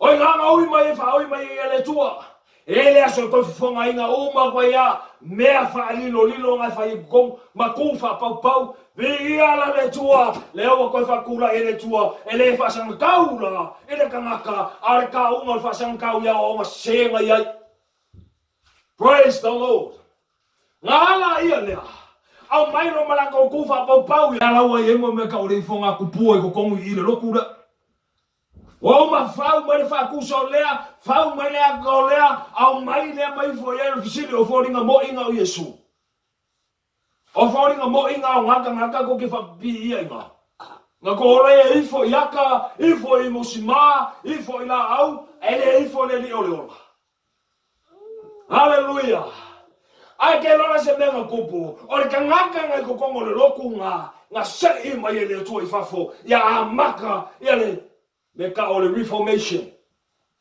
ai ke mal malamai ma ko sa o kangaka le o kangaka so fa ya makingi lukelu mate lufa o ngai la konga nga baka me ka o le reformation e ai ko fa san kau ya o nga sa ye nga o nga ye konga yo fengi mea e fa mai le upo le tua nga o le langi malo le tua ma se oli ai o so me mo ko ka me potikario le engi potikario fa mo le mea ka o le fa ole ma pelo ka ngaka solabo a o fa ka ngaka mo ka ele se me ka o se potikario ko ngo le upo le tua mea ka o mo fa ngaka ma twist le upo le li mea ka o mo fa ngaka ma add ko ngo le upo le tua inga ya suta ya la ko o senga ya asa ka vai ya ma yo le upo le tua ka min kala inga me la makanga wa silia ma le lua afe ka usanga le ala usa kwa wane kwa fio ile tuwe kugongu se ele me wa alu yanga ele tua nga fa vai mai lo la ile masawa ya reformation na le ala mafu yanga sawa ilunga ile abu ya loko mekisi le Methodist mafu mai nga kupunga mai lunga la mosa au kanga makao kanga makaka ile tua maganga lofa ile tua maganga sa kan kongo meka o fanga fo winga ile le nganga surrender la ko wala ile tua ala me o kupu nge yang po aka ko ki kilo i lopu nge me ngainsia wala ko yesi anga ile tua le ko yesi fa ka o ingo le opoleli wala fo ina fu mo nge fe ka nga Yesu o kusie kon kuskusinga la poskolo yang por so pelle Hallelujah. Fa mai ele kai la fa penga nga mai nga ka le upu por doctrine le tua la fo i fa fo ai fa nga upu ma kala fa ko nga ma doctrine sa nga ka lo yo. Praise the Lord. Hallelujah. Armelala ko sa i mai lo le tua me ko ngo lo kuaya malela yele moment le alu kai mi ngai le ala fa mai la ko ke le solo lo ku fo elengi lo ku fo ole tu ala nga kai nga fa le langi malela lo langi le amakama ole tu ala balea sakara moaya ya akamu ma eva le amakama o ia la balea nga fe kalai ya ngoa o ia la balea nga fe kalai ya Mose o ia la balea fe kalai ya Kadika o ia la balea nga sa penga liutino tangata mai hallelujah o ia la balea le ala fe kalai le songai praise the Lord ka walo mala malo pole tua ele me fainga fa yaku ele malo le tua yo o malo malo pe ele malama ele malo le tua le ma fai o mai fa u fale le malo le tua pe ele ala winga lo malo e alu fafo le malo le mapulotu hallelujah Lord ka o le release ma be ese malo le mapulotu le malo ke fa sisili la ngonu ai fa pe nga fa kasenga ile tua ka o le salamo le moleli e wai mai vo fongo le tua ya te oe le bala au le loto fa mai le ua bala au le tua ma le loto tinga ma le ua nga tete la nga upo praise God ke lo se na mali e ma mer kemong fa mai le upo le tua le kemongi E fa longo le suafo Yesu. Ma kekemu. E kekemu wan ke mongi le suafo Yesu. Arka ngaka. E kalangoa le suafo Yesu. E lese keke ilu mo le tua. Lese makau ilu mo le tua. Lese anga ile li. Alai fai mangaku. Praise the Lord. Salmo le sonye. Hallelujah. Via le lingo waki le upo le tua. Pamailanga e sili longa kaufa mai. I pelu ai both sides. They are sharper than any double-edged sword. The word of God is sili longa kaufa mai. So yaki na e o le mafuvau le loto ma le nganga e va ma kwa kava vai le upo le tua. Praise the Lord. Praise God. O e ngasa fa ka kingonga. O va mai le tua ngama ko ke o kuai. Salomo. Ke fiwa ke kami o male o langa ngenga ke kami milo. Salomo. Foi le tua. Hallelujah. Ele fa pela que vai me que os cai no pole tua. Ai, tori que se calo foi aqui oi. Ai que no anga le pole ni. Hallelujah. Le ala me que calo le yo malo. Your kingdom, my kingdom has to go in order for the kingdom of God to settle in. Praise the Lord. E ala fa fela fa un fale malo le tua. Pe a fa ke le mal malamo le upo le tua. Pe a fa le ese singa o minga ku ya ke oi. Mta o sporo tu se Roma. Nga ka mo mo nga. Ya la fa fenga la ko la au ile tua. Mala ko fa ko kua ile tua. Pe a fa le fa longo ile tua. Fa fela nga la ko la au ya ke ya. Pe a fa ya la fa fa longo pe fa pe le singa o nga. Violele. Ala wa wina to le tua tanga ya te oi. Le fa la kulanga opo. Gava vai lo wolanga. Mai o lo wolanga. Felu wa inga lo wolanga. Vai wo manga su ele li nga su le kai au. Su ki ai ele tua. La wala inga ya fa penga sa vali ka ua. Praise the Lord. Al pawalo me finga lo le tua. Ka ua surrender ya. Hallelujah. We thank you, Jesus. Anu malo ka ua. Urfale malo le tua. Violele. O manga ko yanga me fa so solo me pete na kalo lele. O manga fa me o mailo malo, o mala yele fa me o polele, ye fo me ya te mato ile aso. Me me ai tau male aso. Praise the Lord. Tau akele. Talo ye fe me ka kalo lele, ye fo me te mato le me ai tau male aso. Au me ai e se me ai pisu ponge ale ma fo ste kaio. Kaki ya kaya se kaya molonga ai. E kai me fai mai ya e fai nga sa nga il tino ko kala ngoa me fale nga le upoleli. Fasa fua me ale areto le ola. Fasa fua me ale manai melunga. Fasa fua me upu mamana le tua. Ile aso male aso ya te ma inga ya ka vai le yero ka ola fale nga. Fa mangaku me ya ke o ma o lo soi fua oya o lo soi fua pelava. Praise the Lord. E ke me fika ya ika o fa fika oli popo nga fa inga. Te a tanti kikilo ko le se ki ko manga yai. Le ai se fa pe manga mala malama ya te oe. A te lolo tala ya na tasi ale mal malama ya te oe na ole tua. Kai me ngeu fa Sofia ma vo fanga oe na fika ya ingi mafianga ngapo. Kama wale le lo kalangoa ma sau tene se tulo po so woli se tulo o ma fa metala tene ya te oe na ta mai titi po ta le afa mai ta wale a uma ta friendship. Fa mai ia o fa uma ia ni ta maftanga. Nga ke ia la ia le wai kang. Nga ke ia la ia le wale mangongi sa wai. Nga ke ia la ia le wai le koe e ki kilo ko ai nga ke mai. Fa pe le alu mai. Me se fala o musika male o le mo kupu ya ki oi ele lo wai mai o mo fa male kenge ya ki oi ole a uma o rua se ka lo fa ya ki oi ale fa mo mola wa o nga fa kwai ma fo fo le mbia nga ya winga kwai le tua le kenge e a lo fa le tua mo oi E o foi ake wele kenge. Ale whai mua lau a onga.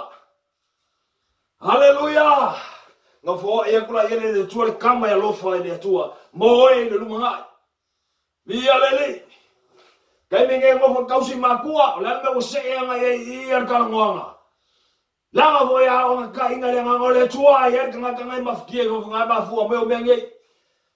Oi fo le kanga ma lo mo finge. Yo finge me o se furu kausanga lo ngofo, 5 kausanga lo ngofo, koru kausanga lo ngofo. Ala abakan ko ke a olu. Ke a olu wale understand o legislation. Fatanga le tua te tono lo ngari. Wa ya si ngari o ke a mafu mo wale nka maiki. Koru kausanga ngofo, pe kausanga lo ngofo expect fa mo ka kaunga mo nka maiki a wale nka maiki. Fa ele fa kua ala upo le tua. O ele ngale ke le loko o ele kalonga ile tua fa mo le tua tama.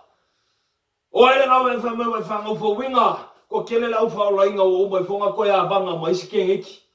Ke aia makai ko uro kia I whangau, o ngai vai a kua. O leo kusa o a vai a kua la po ar whinge. Vai a kua leo koe ku maura uru lei ar whinge. A wai ki kilo ko isi ke heki o le loku, e la iki, e whape nganga pa au le lei lau vai, ke alo kia ilo ko uru la po ai alu ke wai ke kiki pa e. Salamo ilu mo le tua. Ya le mga kamaki ay alu o mafu marpo ngau mo fa mali hinga lo loko. Salamo. Alu la yele fa yo opu fa me e wa fa penga e wa fa so ele ki apolo oya. Salamo. Ka o salmo e no mo le tua. Ko kele lo fa lo inga fa yele amionga. Ele vi yele tu ele me ngai fa. Pe ku sa pe manga yele ka kai no martim. Pe kusape lelo si fonga kusape makango fiel fa longa kangalo la o se ngo le upo lele ai salmo ele vi ele tu la menga fa.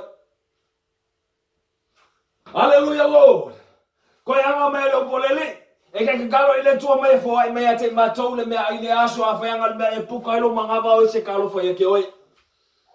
Pa me ale upo por fetala Yesu Kristo le sa kalmo me ale upo lele mai ele amakanga. Dami o kakainga ele tuar whanaunga i sawa e fast fu kausanga. No ar kainga Yesu Kristo fa so inga ele di langi. Fa mai me ale opo le di ngalafo. Fa mai ale opo le di ngalafo. Fa mai le na o me ai o lai tangata a opo mai tu lei mai fonga o le tua. Praise God. E o lai o e ma. Ele fa peala le o ka ua sa sai kusu kuspaia ka ola ia fa kalevele le upulea pe fa sa pusui le upulea nga mai la ele fa ko sua kuspaia nga mai la le ai ele nga apalai le upole tua kokomu kai kewi inga ya ola moleli. Praise the Lord. Ka ua kele ka ua le malmalama ka ua le ngawai kaua le surrender mo submit kaua le commit. Praise the Lord.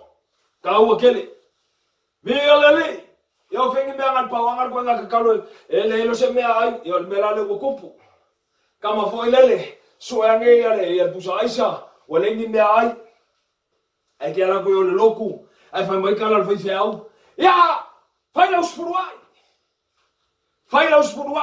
ale fa yelo spuruai e makua fa mai lo pepelo nga ile tua yo fingi me o me ka okupe fa mai curse ile tua pepelo ile tua a o malor ka mo spuruai la o ngale o le tua fa go fa mo ile tua ya ka go we are children of blessing o ngo Yesu Kristo ale fa ma a mga me ka okupe wa curse ka ngaka a o me fa mai me please ka ngaka no me we are blessing o se ka lo fa se mera ka o fingira o le tua nga o mala yelo okupe o spuruai ale fa fiau o mga fa mo spuruai fa ka uranga loko malie fa ka uranga o ese fa ka uranga o salaelu fa ile ka uranga le ka uranga o lo ma ka uranga o se ka o mga fa me ko ya o sengela o sa a o sengela o sala o la o sa ka maki a fa ila o sala o ma ko ya o senge fa ma fa ka ma a o senge fa ma fa ka kinga a o senge fa ma fa ka o kalvo a o senge o ma fa isu nga kupe fa ile mea nga so nga kupe ya a ka kala pu sa ile ngi me ai fia ai fa ngau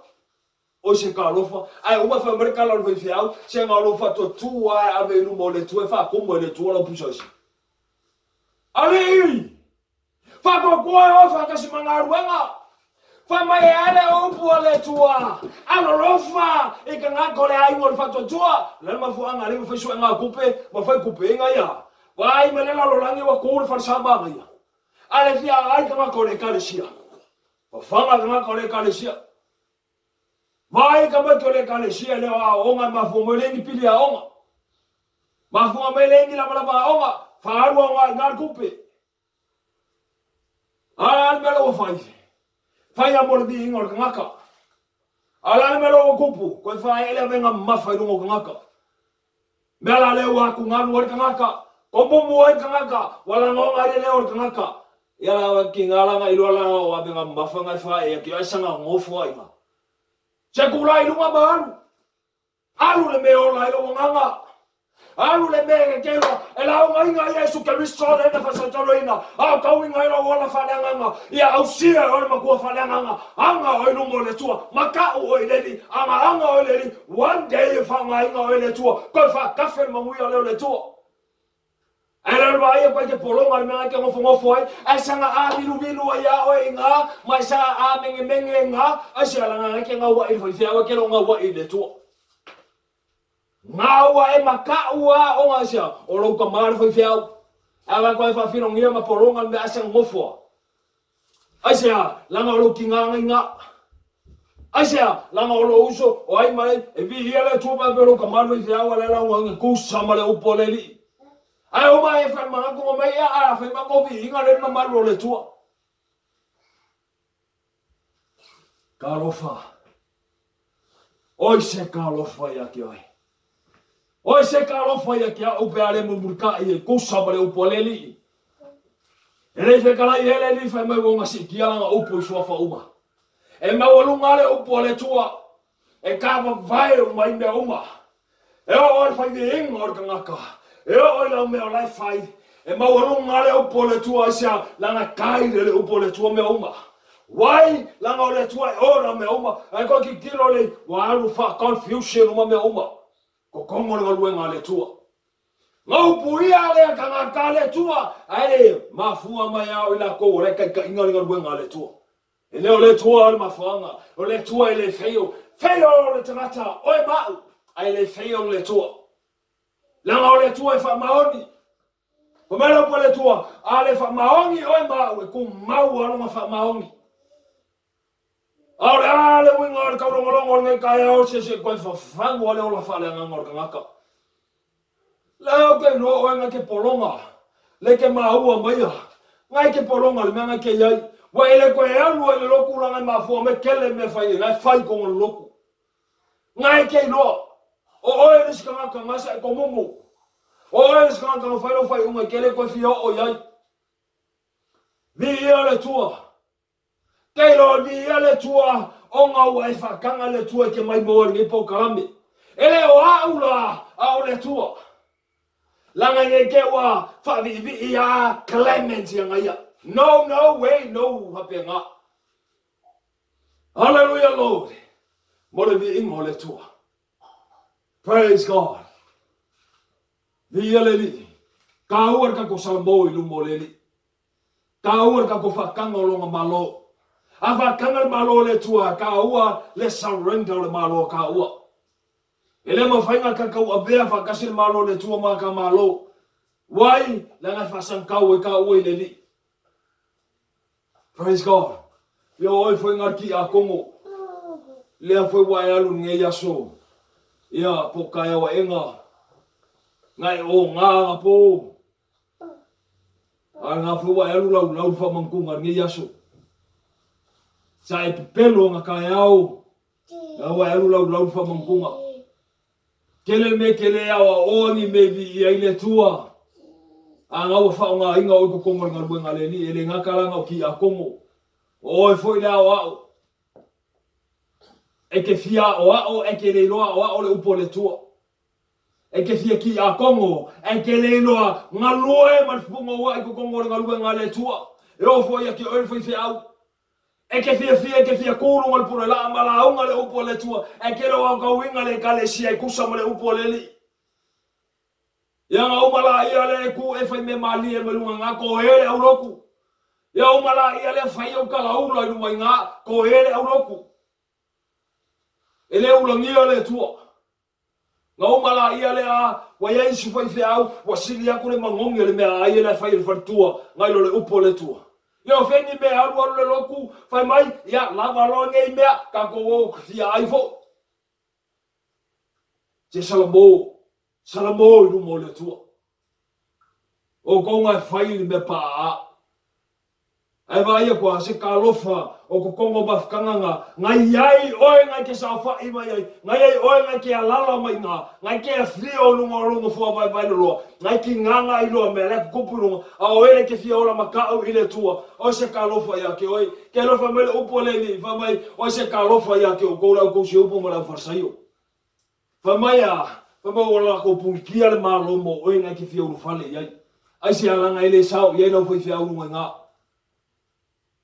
e ke fia ngofo la se mea wa kapungi ele tua fe ko ai lo foi fia o ke fia ngofo e mai kausanga o mavai sa ko yanga i lisi loko lenga o ngai mafua mai onga o le fa ponga sa fai ai fa ponga le ainga fai ai nga ngo ko la ainga ke ro ka ke ku ele se mamalu le tua ai ka ke fa lo inga ma kwa ke mongia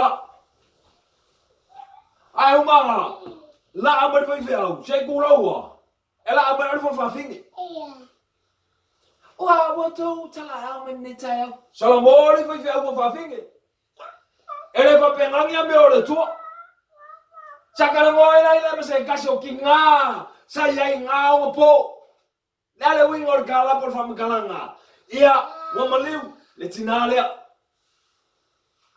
ngama kala ngole per kinga fa mele o por kinga ya ke au fa me vai o e malo ko ngalo fio la me kongi o vau tina pa mai ngolo fiola kongi ala mo ngolo ko fa van vale ai lo ko yo ngalo ngau fa ko tina e moni le lei oi ma una ma fiola tonu i ai te lo la tala ya te o te lei lo ai le tu ai tonu na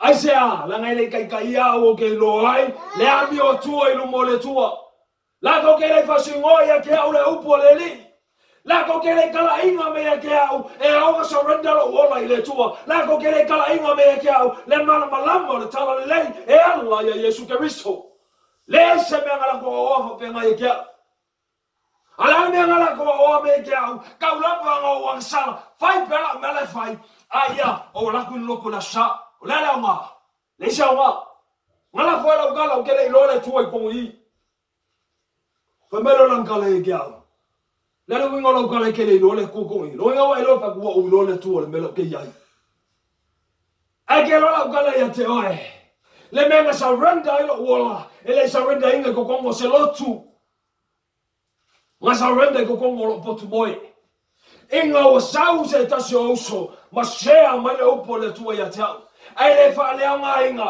ngai ai e ngala ko ko mo le upo le tu ya ke au a re kanya le nga fa o la inga ya le ala nga fuai sa fa no fo wina tu tono al potu boy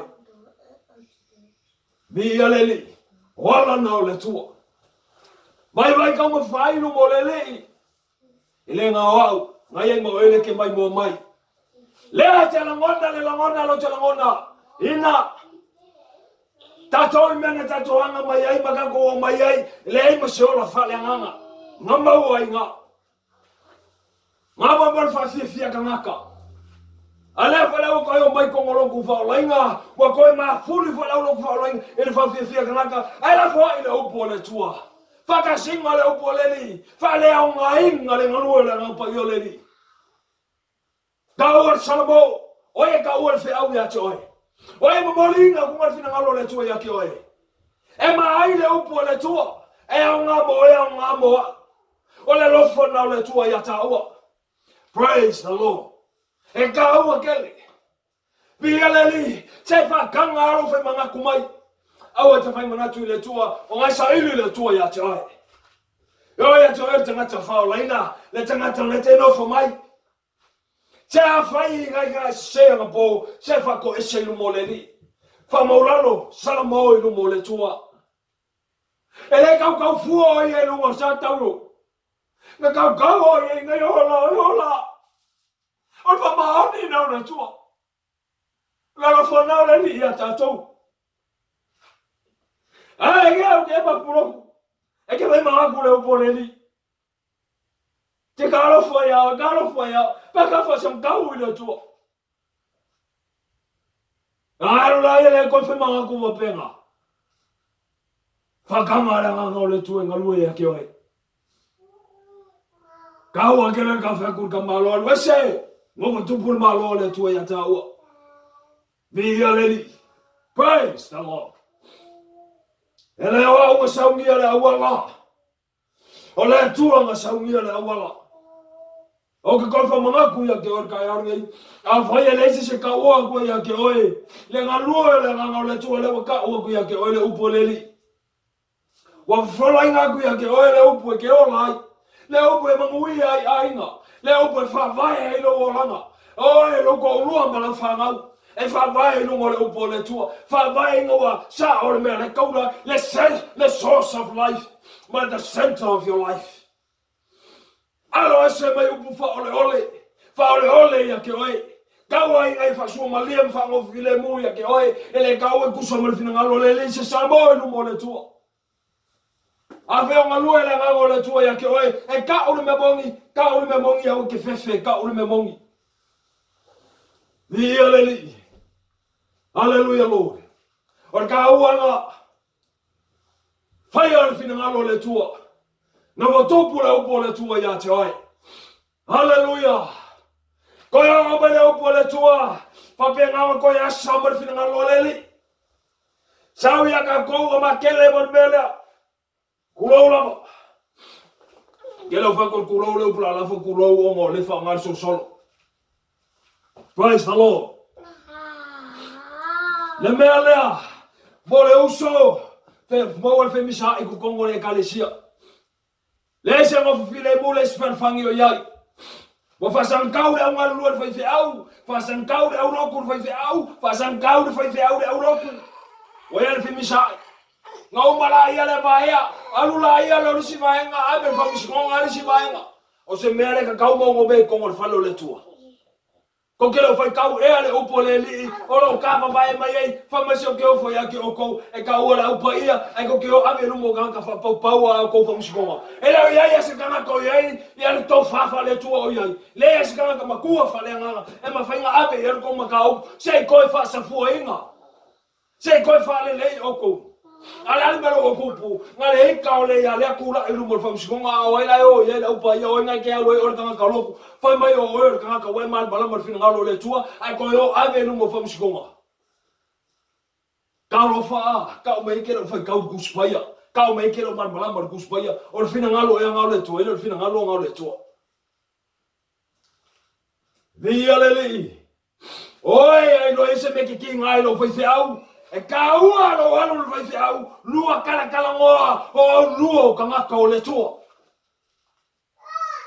ai lo sasi lo foi au pe fa maulunga lo foi au fa maulalo e a vai ke peso o kanga ko le tua fa maulalo e pe o fa maulalo ingo ka ko ri fa ola o ka ko ri fa ola e le loto maulalo fa mai o e le loto maulalo ma le ngamalu ale ke peso fa mai lo matuta mai le langi ya so le ke le me fa ko pa yo ru so fa o ba ko fa ko o mai lo malo e ke le la fo ingo lo malo ale ko mau alo fa maulu ka ua kele ai le fa pele fa maulunga lo foi au fa maulunga ko moe e au malo la ia kauri si fa maulunga mo si fa maulunga o fea o ia le tua o ai lo o i bawi nga o ko e lo ke mongi po sa kangi le ba o ale ke rua pipese ma fa mai o ro nga ko le tua salmo a fa maulunga nga ko la uroku se o e paska fa maulalo lo loto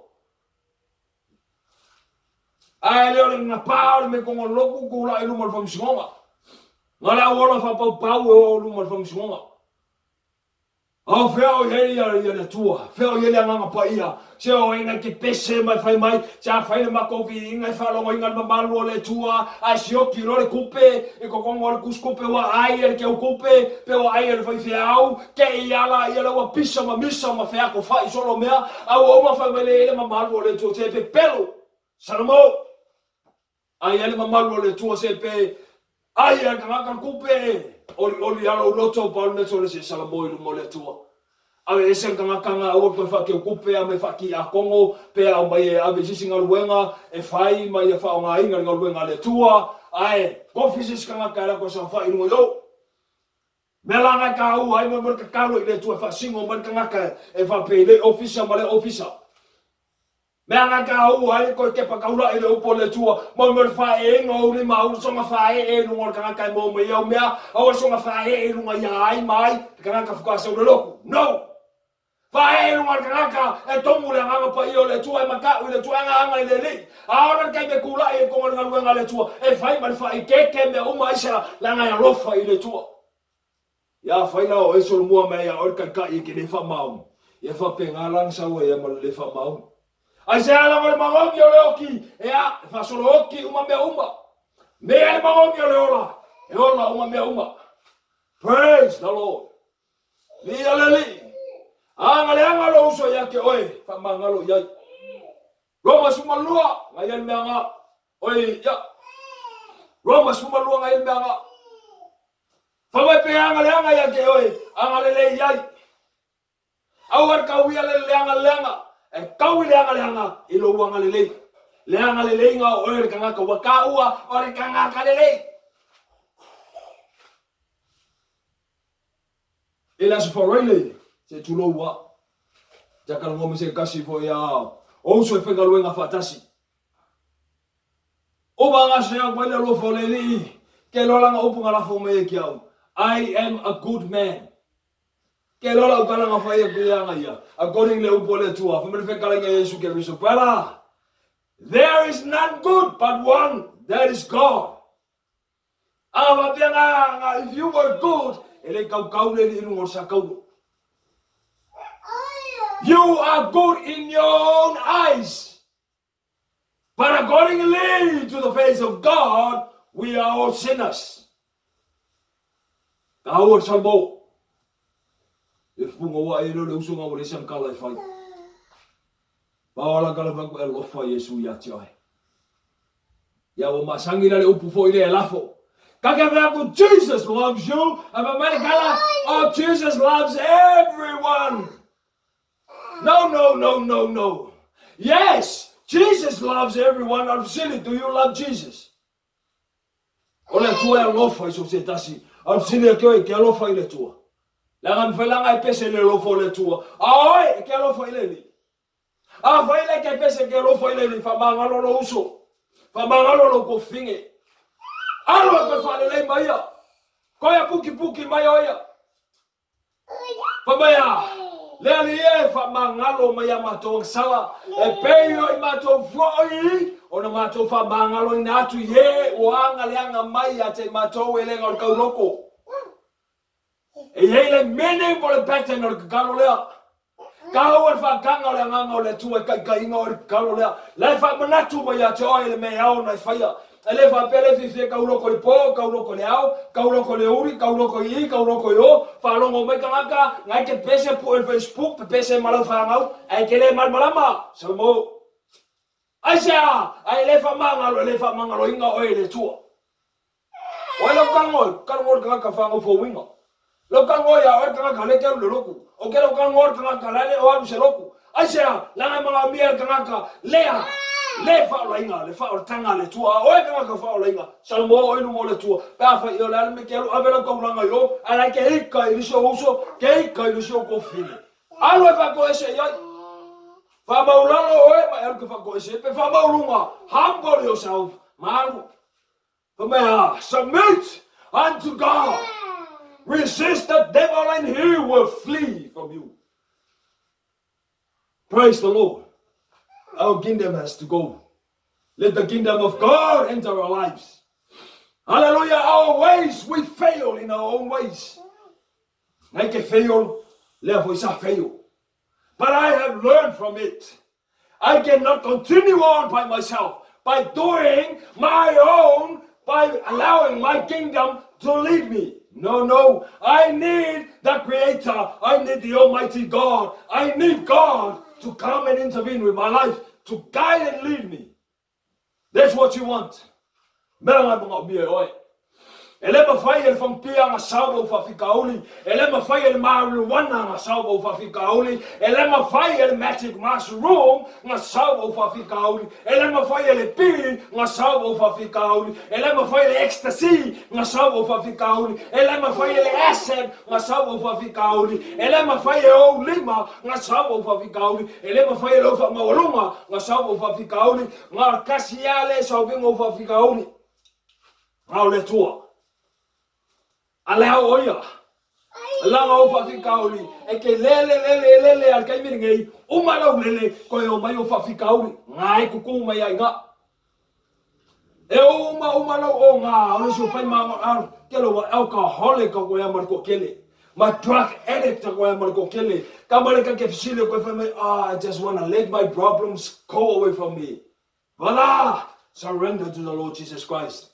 Ngau ia ke aveseo fa fikauli ele o laupia why it torn apart I no langa oe and lead astray oe mo ainga your own family will not recognize you.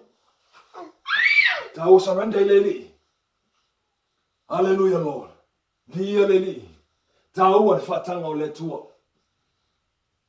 Tau tele. O maranga anu famangalo. Se fako ese. Pese se pea. Famaulalo lo loto fako ese. Afayo o ese se fako ese oe. Afayo lo uso lo to fine se famangalo yai. Continue the journey. Alofa ile tua. Via leni. E awe ke ola mamau kua ya afayo o enga. Ngai ua ia. Kolu fusi langi ngai ake oe. Ngai fusu konga maya. E fusu konga le pau. O mea. Uma eko e oso ko konga i feama feanga. E fusu konga le pabaa. Vamos o que o me la casi elese que fe fe ai se fa mormore se fa maulalo loko ai alu que fa mangalo yai. Aleluia. Pe fa mai fa o kolu o fusuanga le so malo fa ko ese yai fa mangalo. Kau akele o ngaka o fa penga ka o le tuolo tama. Praise the Lord. It is so simple as that. Praise God. But we need to allow God in our life. Praise the Lord. Hallelujah.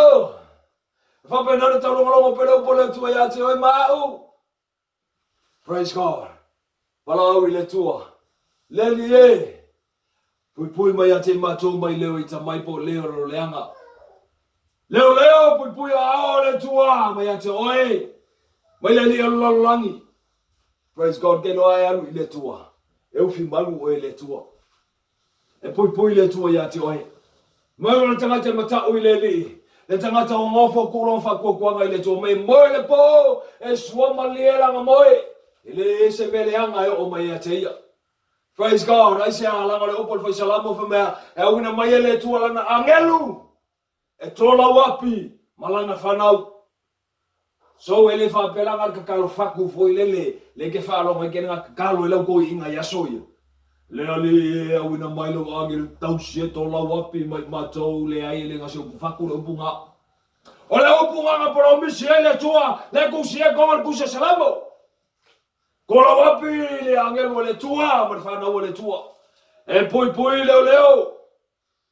Hallelujah, ele se mea fa le mtau e o marikangaka se perai ke moea ke le volpo nga paso lo meo au kafa e ke langonga inga ko afile mu ai se langa le pui le tua ya choi e o ma foi langa ko ya mai le tua mo maka poko ya ke oi fa wa ka ka belea ele fa pela le ke fa melo po le tua ele se me fa le mtau choi la te mo le ponga ka ngale ka kala fe ko oro fale fa ngar belea ka uar mal malamba ka pongi le loka le no fale ka pongi fa malamba yang harula yele e go fa E alu la ia le ai ke. Yo. Ai le kama fole kala yu mo fe ko ava be le se mele anga me kia alu e boy e ke mer kai o le nya o me nga ko lo fale. Nga o balo la yo ko upu ya le tua e ma fu mo le fa nga o i. Ya o ma foi la ia le fa mai ya le se me o me ya tia se mele anga o me tia. Ole le ke ma ai ai fa mai ya o fa to tua si tia i le tua. Fa nga me le. Fa nga le ulu. Kawal fai kawal puspaia. Au mga fa me o kele anu se fo mai. Ole ali yo Yesu ke riso o fo mai. Au nge ngalo ya ke o luka o fo mai. E kawa fo mai ngo fo ai mai le li fa nga le ulu. Sao lo lai lo kala le su so fa le su go finge. O mer go finge o kele fa ngalo nga sao go fo fale. I want the body to heal me because of my faith unto the Lord. Because I don't believe in doctors o kele kan kong fo mai. Ai fa mai o fa ko ku le li. Kalau malu soleh, I love the island cavale, e que plead to death, e como awala lo fa koko ele dia que ele vai esfova. Fa mai par que awa ya fa pega. Kawa le mal malama fa ngar bela, ma ele tua. Tou, ele fa pega, jos kusa, mal fa tua, e para yo fa kaula lo fa koko fo mai. Le ai que fa koko ele tua. I fasimala le tua, you had to go to see the doctor. E que ela vai informar. So ela lisi kaimi, e alao ele tua le mai ya ke oe, e que ela yo fa le mai, e que ka o ko ngal fa le mai, ngai kula ngai ko ma ngakula ele le tua. That's the best time for a man or a woman to be alone with God. Ngal fa mai. Ai le fa pela, ole avako le man, for the woman of God, kau go yo fa mai. Ala kilo kenge fo ma. Ala kilo ka malolo fo ma. Ole va ia go saule nurse au le lei, ke ia le mo ke lo ma. E ke manga saule nurse au le lei, e fix ai. Ai va ia go saule makua, ke silme I'm okay. Ai apasi ange se fo mai pos ka mai ka fo mai au le lei, ke le takta. Salmo lu mo le tua. O fa ya ke o finge ngaki ka go ki nganga ya lo ko lu mala fa ngol fale angai ke va ya kula ka malo fo mai ke fa mai takta I'm so over here. Saula ya fo mai ka ngoi. Le ai salmo lu mo le tua. Ka o salmo lu mo le ni. Ele fa pela ave o fa mai fa yo winga fa ke monginga. Le ai. Awala verso ko ma fa mo fiu lang sala. Kau sa kong fa sa loko kau. Praise the Lord. Via leli. Ya markama foi lele. Wa fa penganga o bele lotu, e ke wa vili mai, pasta familia tu lotu tele la tu lotu mai. E ke lo mai ala ke ki fanga. E ke lo mai le ke alu. Le ke alu ko ngai ko ai nga fa ko sa lo anti malo anko. Pe nga fa sa lo ko ma lo kinga. Pasta ora la ku loku fa mo le kinga le urua so ko lua. Angala sa ongi le lua ina veswinga fai wo mga pok le lua fa le ngai kai. Sa lo mo boy hotel e fiku sta lo mo ai. Ngaka o masta le lima ai oso sta e oso lo fiku. Salamo pelo le ngol menga. Kawa ke le salmo lo mo le tua. Via le o ma ke le o kristian ngol menga. Kama vole fai o le farfinga luega. Kama ole paiero e usur kaiao, kia ia wa vili whangai fa mai se whamole o le alaku e wa kama ia. Alai paie, salmo i lumole tua pipelo le ngol meanga. Ie ke oi whapea o le pipelo ke pipelo le ngai ke pipelo le whengaluenga. Wai le whengaluenga, o ngā wakuainga iala, ke ala o vili le whangai, sorry, o le alaku le maiso kono. Ya umale nga le nga fa mai ya maliu so kan mara ale le nga fa mai maliu umar maliu dis kan mara lisi vayaso maliu dis kan mara ya umar lisi vayaso maliu fo dis kan mara ko visin e fia e o kan mara ri wa uma e nga pe o fa pe lima kan mara e ko visin ya nga fa mai e o kinga e nga e bili mo kan mara wa fa mo kinga se sa mori o pelo le ngol menga. Ai Lord, the pelo me ngale fa faua. Salamolo roto no mole tua, ma fai le tua, mai u fala e kalngoi. Mai u fa maongi kalngoi, fa manga ku mai u pole ni kalngoi mai fa malo siai. E o pelo. kilo for ko nualis. Awa kilo e ngari dis ken kiki angai felo ko ru. Awa foele kilo e dis ka kiki angai felo ko ru finge kilo kilo lang oi. Salmo ilu mole tua. Go mo makaiku. Haleluya, salmo. Kau kele. Go mo fia kama onga. Kei nguingu onga po o elo lo vale a ke so merkaya o eso e vivi ilu mole tua. Salmo. Kau akele. Wa walanga ki Apollo. Wa walanga ku nga oe. Salmo ilu moleli. Elenga vivi ka kalo ile tua. Lord, lead us not into temptation. Ala fa your temptation. Ngai ke fa kangar temptation. Hallelujah. Wa yo ko nga ka mai kai. Leo ile lotu. Vai fa leo ko la balaba pe ko polo ile upoleli. Awa ke alu mo mini skirts nga fa pengai ol fa lo le tua. Awa ke alu malo eva umai fa ali lo fa faka. O ko nga fa temptation. Ia nga alu ale la nga ris fa fiao o makala yo fa pe nga yo. Nga mala ia la pupula nga yo. Awa le ki ngo fa le kala yo. Akulua fa fa fu. Hallelujah. O fa nga kama. Ayalu leloku kama vile koso lolo fuai ngala ala yela ngalo lolo fuai ala vivi ile tua la ile si je fait makambaka lo ngofoi koso lo ngolo fuai basa mo lo le tua awa velo fia kinganga ilo winga pa me nga allow temptation ile fai le uroku salmo lo moleli na mai abaka fai malfanga por me fa mai ele mai mole tua ila balava of course ele mai mole tua la balava mai le upole tua e appropriate le fai ngolo balava ngaka ilo mole tua yo fengi me sili lo ofu e ke alfa ka ke pa ki ai le fa ka ofu le ke ilo mole tua fengi me e fai lo ofu siua e ka ora ko presenta o no mo fa msingo ngala kula man Mafua melo fasiava, mafua melo wingu ferwa il cavale, fai la lo fusua lo of kingo e kula e po sala boy no mal famsinga, e anche kilo mal famsingo, ma fa pe ya le kele oi. Makula e fa malo fa salanga ai loko le fusua ke fiar kamba ma fa e salmo e kele maka unu moletu. Salmo unu moleli. Vai fo yo ngai ferwa il cavale le sela senge. Awe fa mai o ka fa oringa. Alo felo le senga ku ka vale fale. Nanga ka o soli kura fango. Ole ke me moria o mo leo. Awe fa mai ai matora of God when Jesus loves you leo malo kura fango. A mai ke lo fa ya Yesu nga ki sol kura fango. Ya la va yo fa o inga leo pa fa pe ka fia oi. Ek sol kura fango. Alo felo le senga. Ale ke fa mai Lord lead us not into temptation. Awe ka ngoma allow temptation ya ke oi.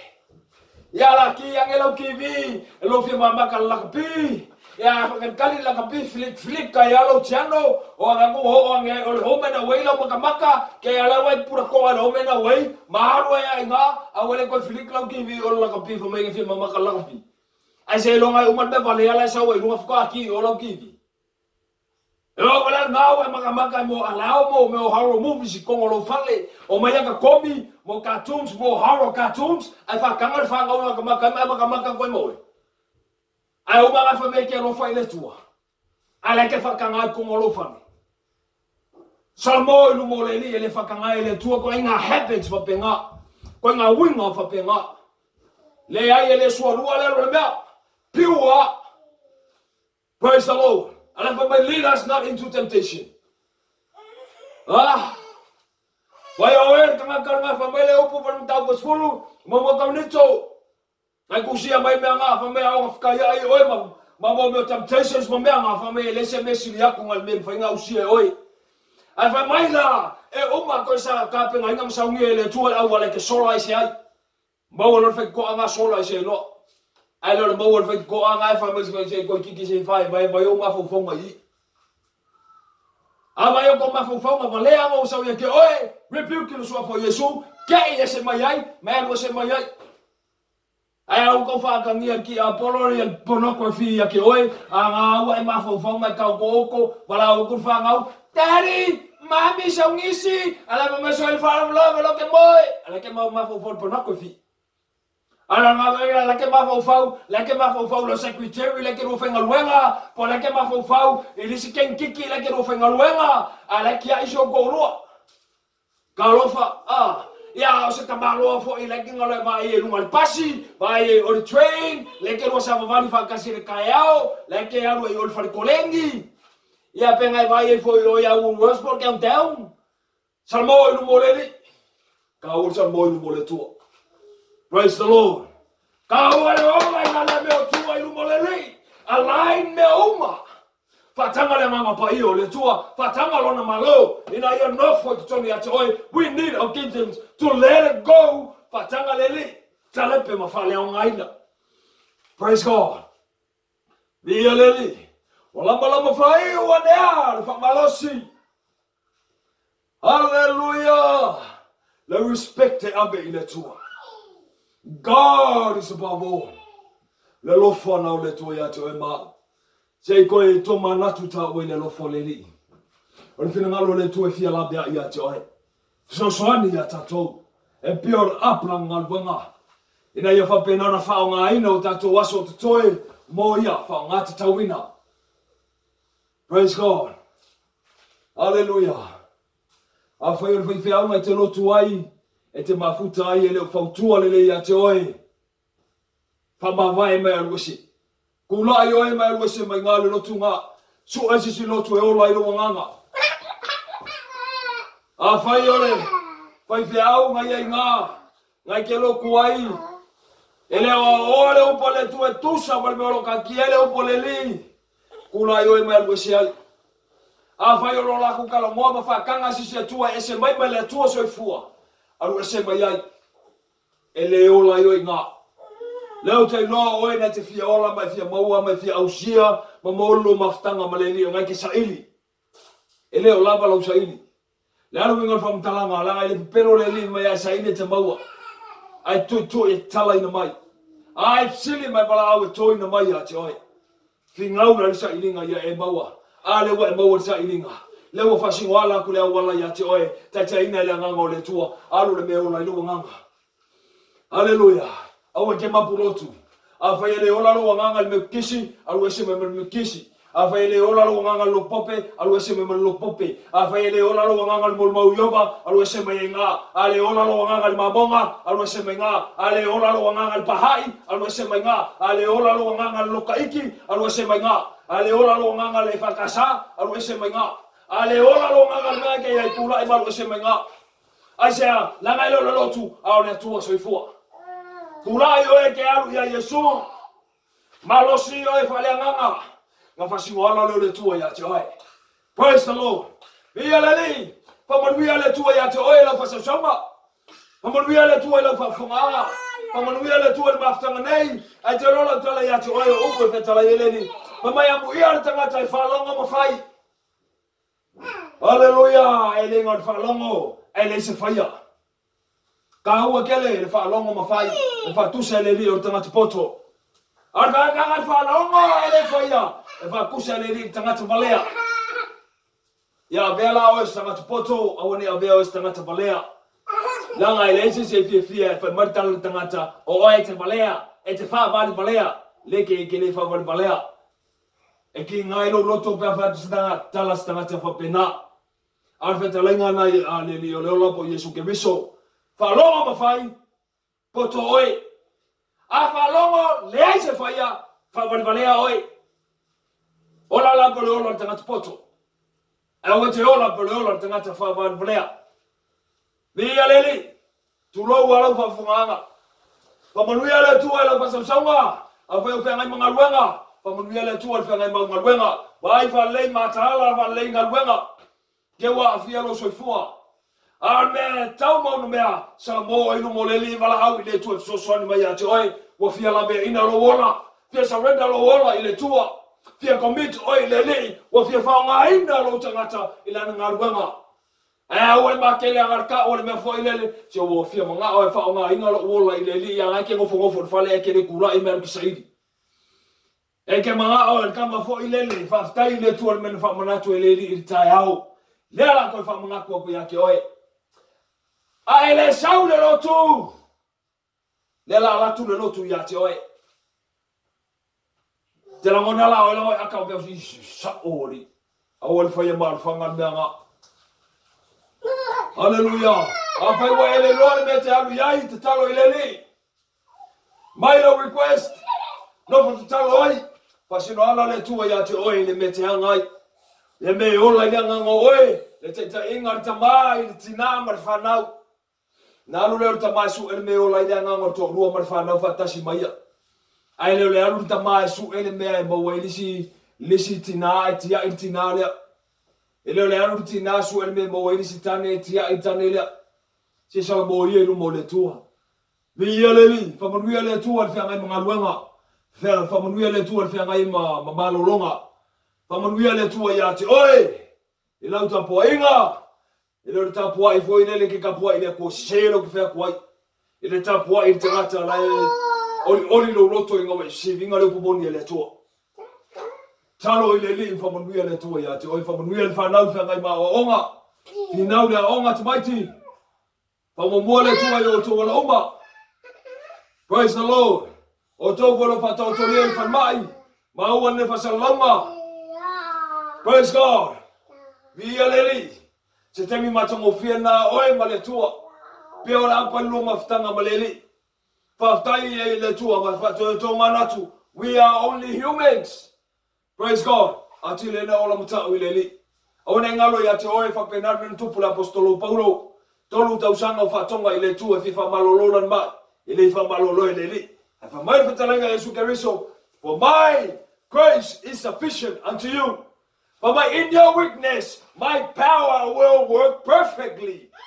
E ngalue ato toa le mana o le tua ia te oe. Pea whainete. Langonaina le mai lo tino. Aise a wahambo lai kako. O whai ate oe le whanpupui. Maua le whasalonga. Ia. E mawhai anga i maa ngalo me marto ese. Ai le whamaulalo mai whato ese i le tua. E te whanpupui a ona o le angsala. Whasaloto ina i Keriso. E te saoloto mar whamauni. Ia oe fo e leuso mar tua fine. Lai finau. Tu mau i nā finau i leli. Whamanuia le tua. I le aingo whato tua. Whamanuia le tua i lona no o Israelu. Praise the Lord. Mana tua Israelu i lau te talo. Mana tua le upa ia i lau te talo. Mana tua au auna le tua i lau te talo. Ia mana tua lau ainga i lau te talo. Aore au mana tua oe i au te talo. Praise God. Ona lo suafo Jesu Keriso. Ela tua ile ile ne whamalosi. Vi ia le tua. Hallelujah. In Jesus' name. Amen. Amen. Amen.